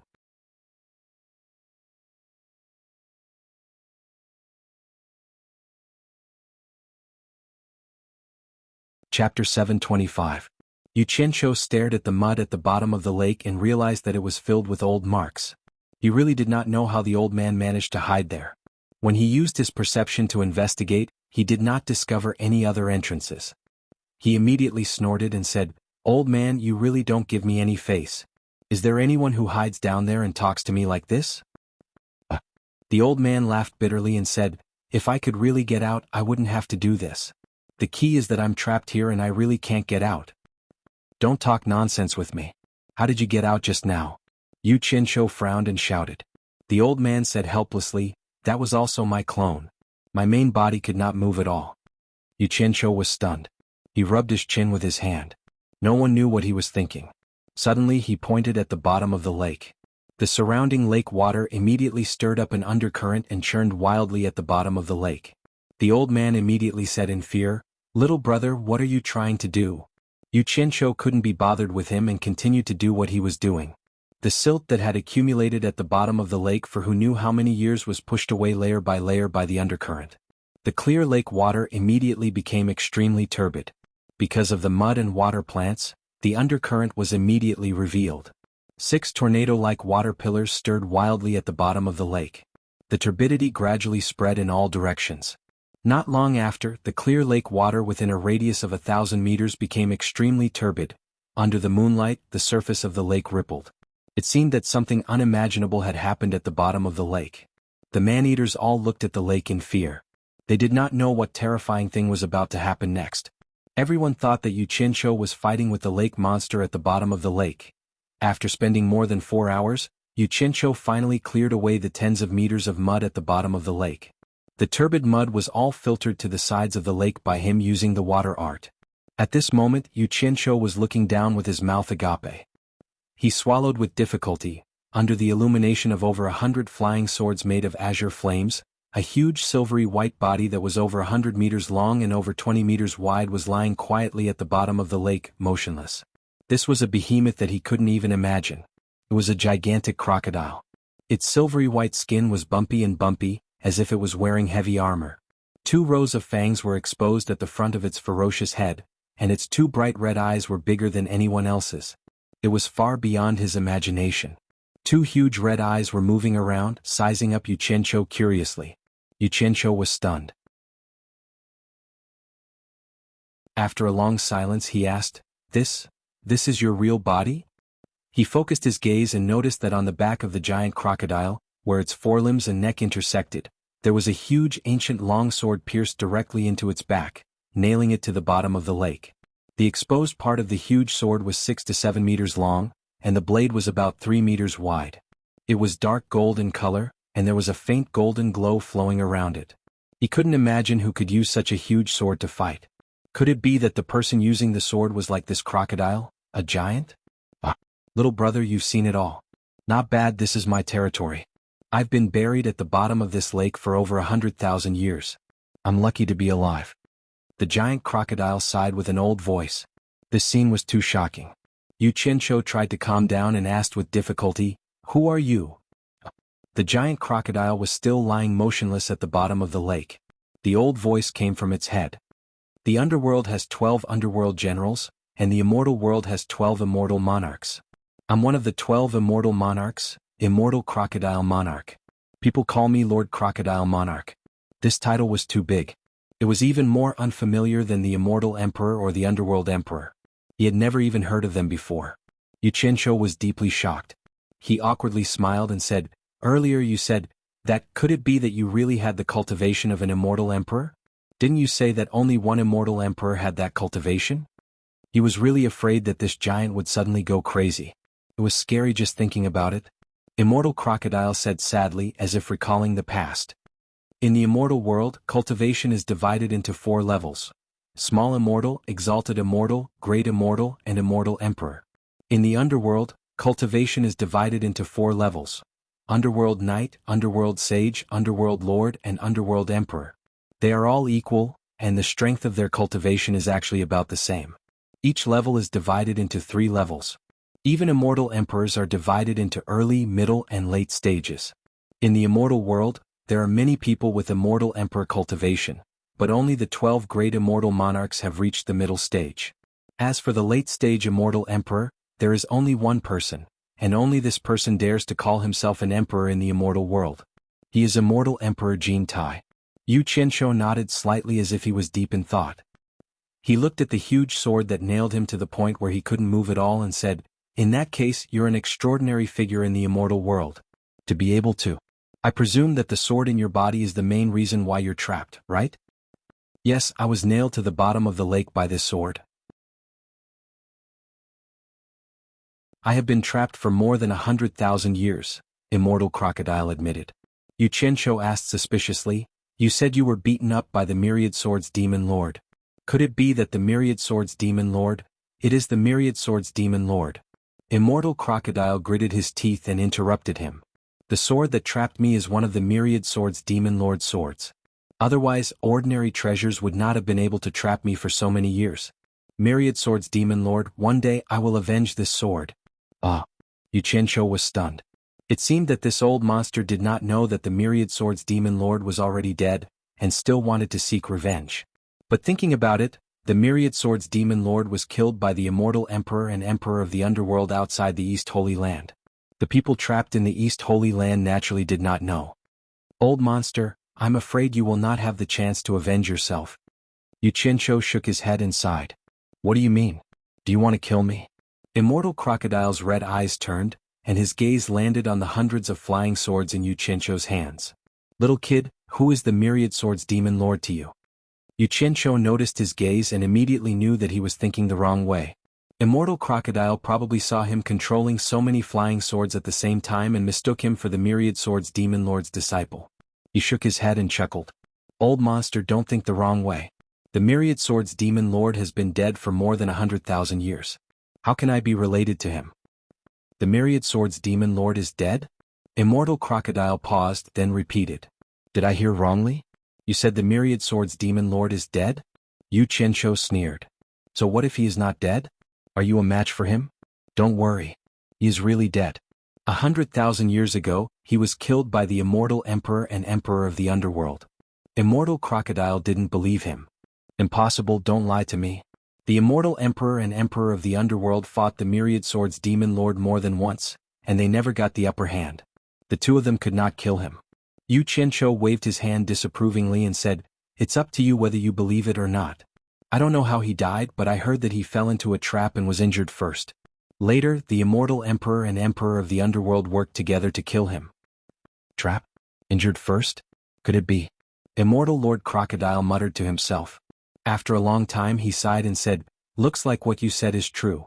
This old man was wondering why Wan Jian still hasn't taken back his treasured sword after so many years. So he has already fallen. So he let out a long sigh. Seeing that he had understood, Yu Qianzhou couldn't be bothered to explain further. He stared at the giant sword on his back. "Old monster, according to what you said, you are a top expert in the immortal world. Could a sword trap you? Could it be that there is something special about this sword?" Knowing that the Myriad Swords Demon Lord was dead, Immortal Crocodile, who had been trapped for so many years, seemed to be a little dispirited. He replied in an aged voice, "Myriad Swords cultivation was actually not much higher than the immortal Emperor and Emperor of the Underworld. However, Myriad Swords had the help of the Dragon God, and the 10,000 flying swords in his hands. One must know that the 10,000 flying swords were the truly powerful treasures. Once the 10,000 swords became one, it could kill immortals and gods alike. Think about it, how could mere immortals resist a treasure that even gods couldn't resist? Because of this, the immortal world and the underworld couldn't stop him even if they joined forces. He relied on the sharpness of the 10,000 flying swords to kill them all. This is also why we call him the Myriad Swords Demon Lord." Yu Qianzhou's eyes lit up. He stared at the sword on Immortal Crocodile's body, almost glowing green. He swallowed and said, "Is this sword that powerful? It can even kill gods? Old monster, you aren't lying to me, are you? Let me tell you, if you dare lie to me, I will make sure you die a horrible death." His expression was just short of drooling. Knowing that the Myriad Swords Demon Lord was dead, Immortal Crocodile seemed to have lost his will to live. He couldn't be bothered to explain himself. He just sighed and said, "Little brother, don't drool. Swords are good, but not everyone can control them. The sword that trapped me weighs 108,000 kilograms. With your early-stage tribulation cultivation, I'm afraid it will be difficult for you to even pick it up, let alone control it. You'd better give up on that idea. 108,000 kilograms? Yu Qianzhou exclaimed in shock. He looked at the sword on Immortal Crocodile's back in disbelief. Such a heavy sword could be controlled by the myriad swords demon lord like a flying sword? Oh my. To control 10,000 swords at the same time, how strong must one's cultivation be? Damn it. Isn't this bullshit? Who would have nothing better to do and forge such a heavy sword? Yu Qianzhou didn't finish his sentence of letting people see it but not use it. In any case, he was very unhappy. Because even if this treasured sword was given to him, he wouldn't be able to use it in a fight. If he really fought with his opponent before he could even pull out the sword, his opponent would either run away or kill him. It was too heavy. Little brother, you're thinking the wrong way. No one can refine such a treasure. There is a distant legend about these 10,000 flying swords. Immortal Crocodile sighed. You're tuning in to the Han Li's Wuxia Chronicles YouTube channel. We're so grateful for your support, and don't forget to subscribe to join us on this incredible journey through captivating stories. Your generosity through donations truly makes a world of difference, as it's the primary source of revenue that allows me to expand and enhance this channel for you. Thank you from the bottom of my heart for being a part of this adventure.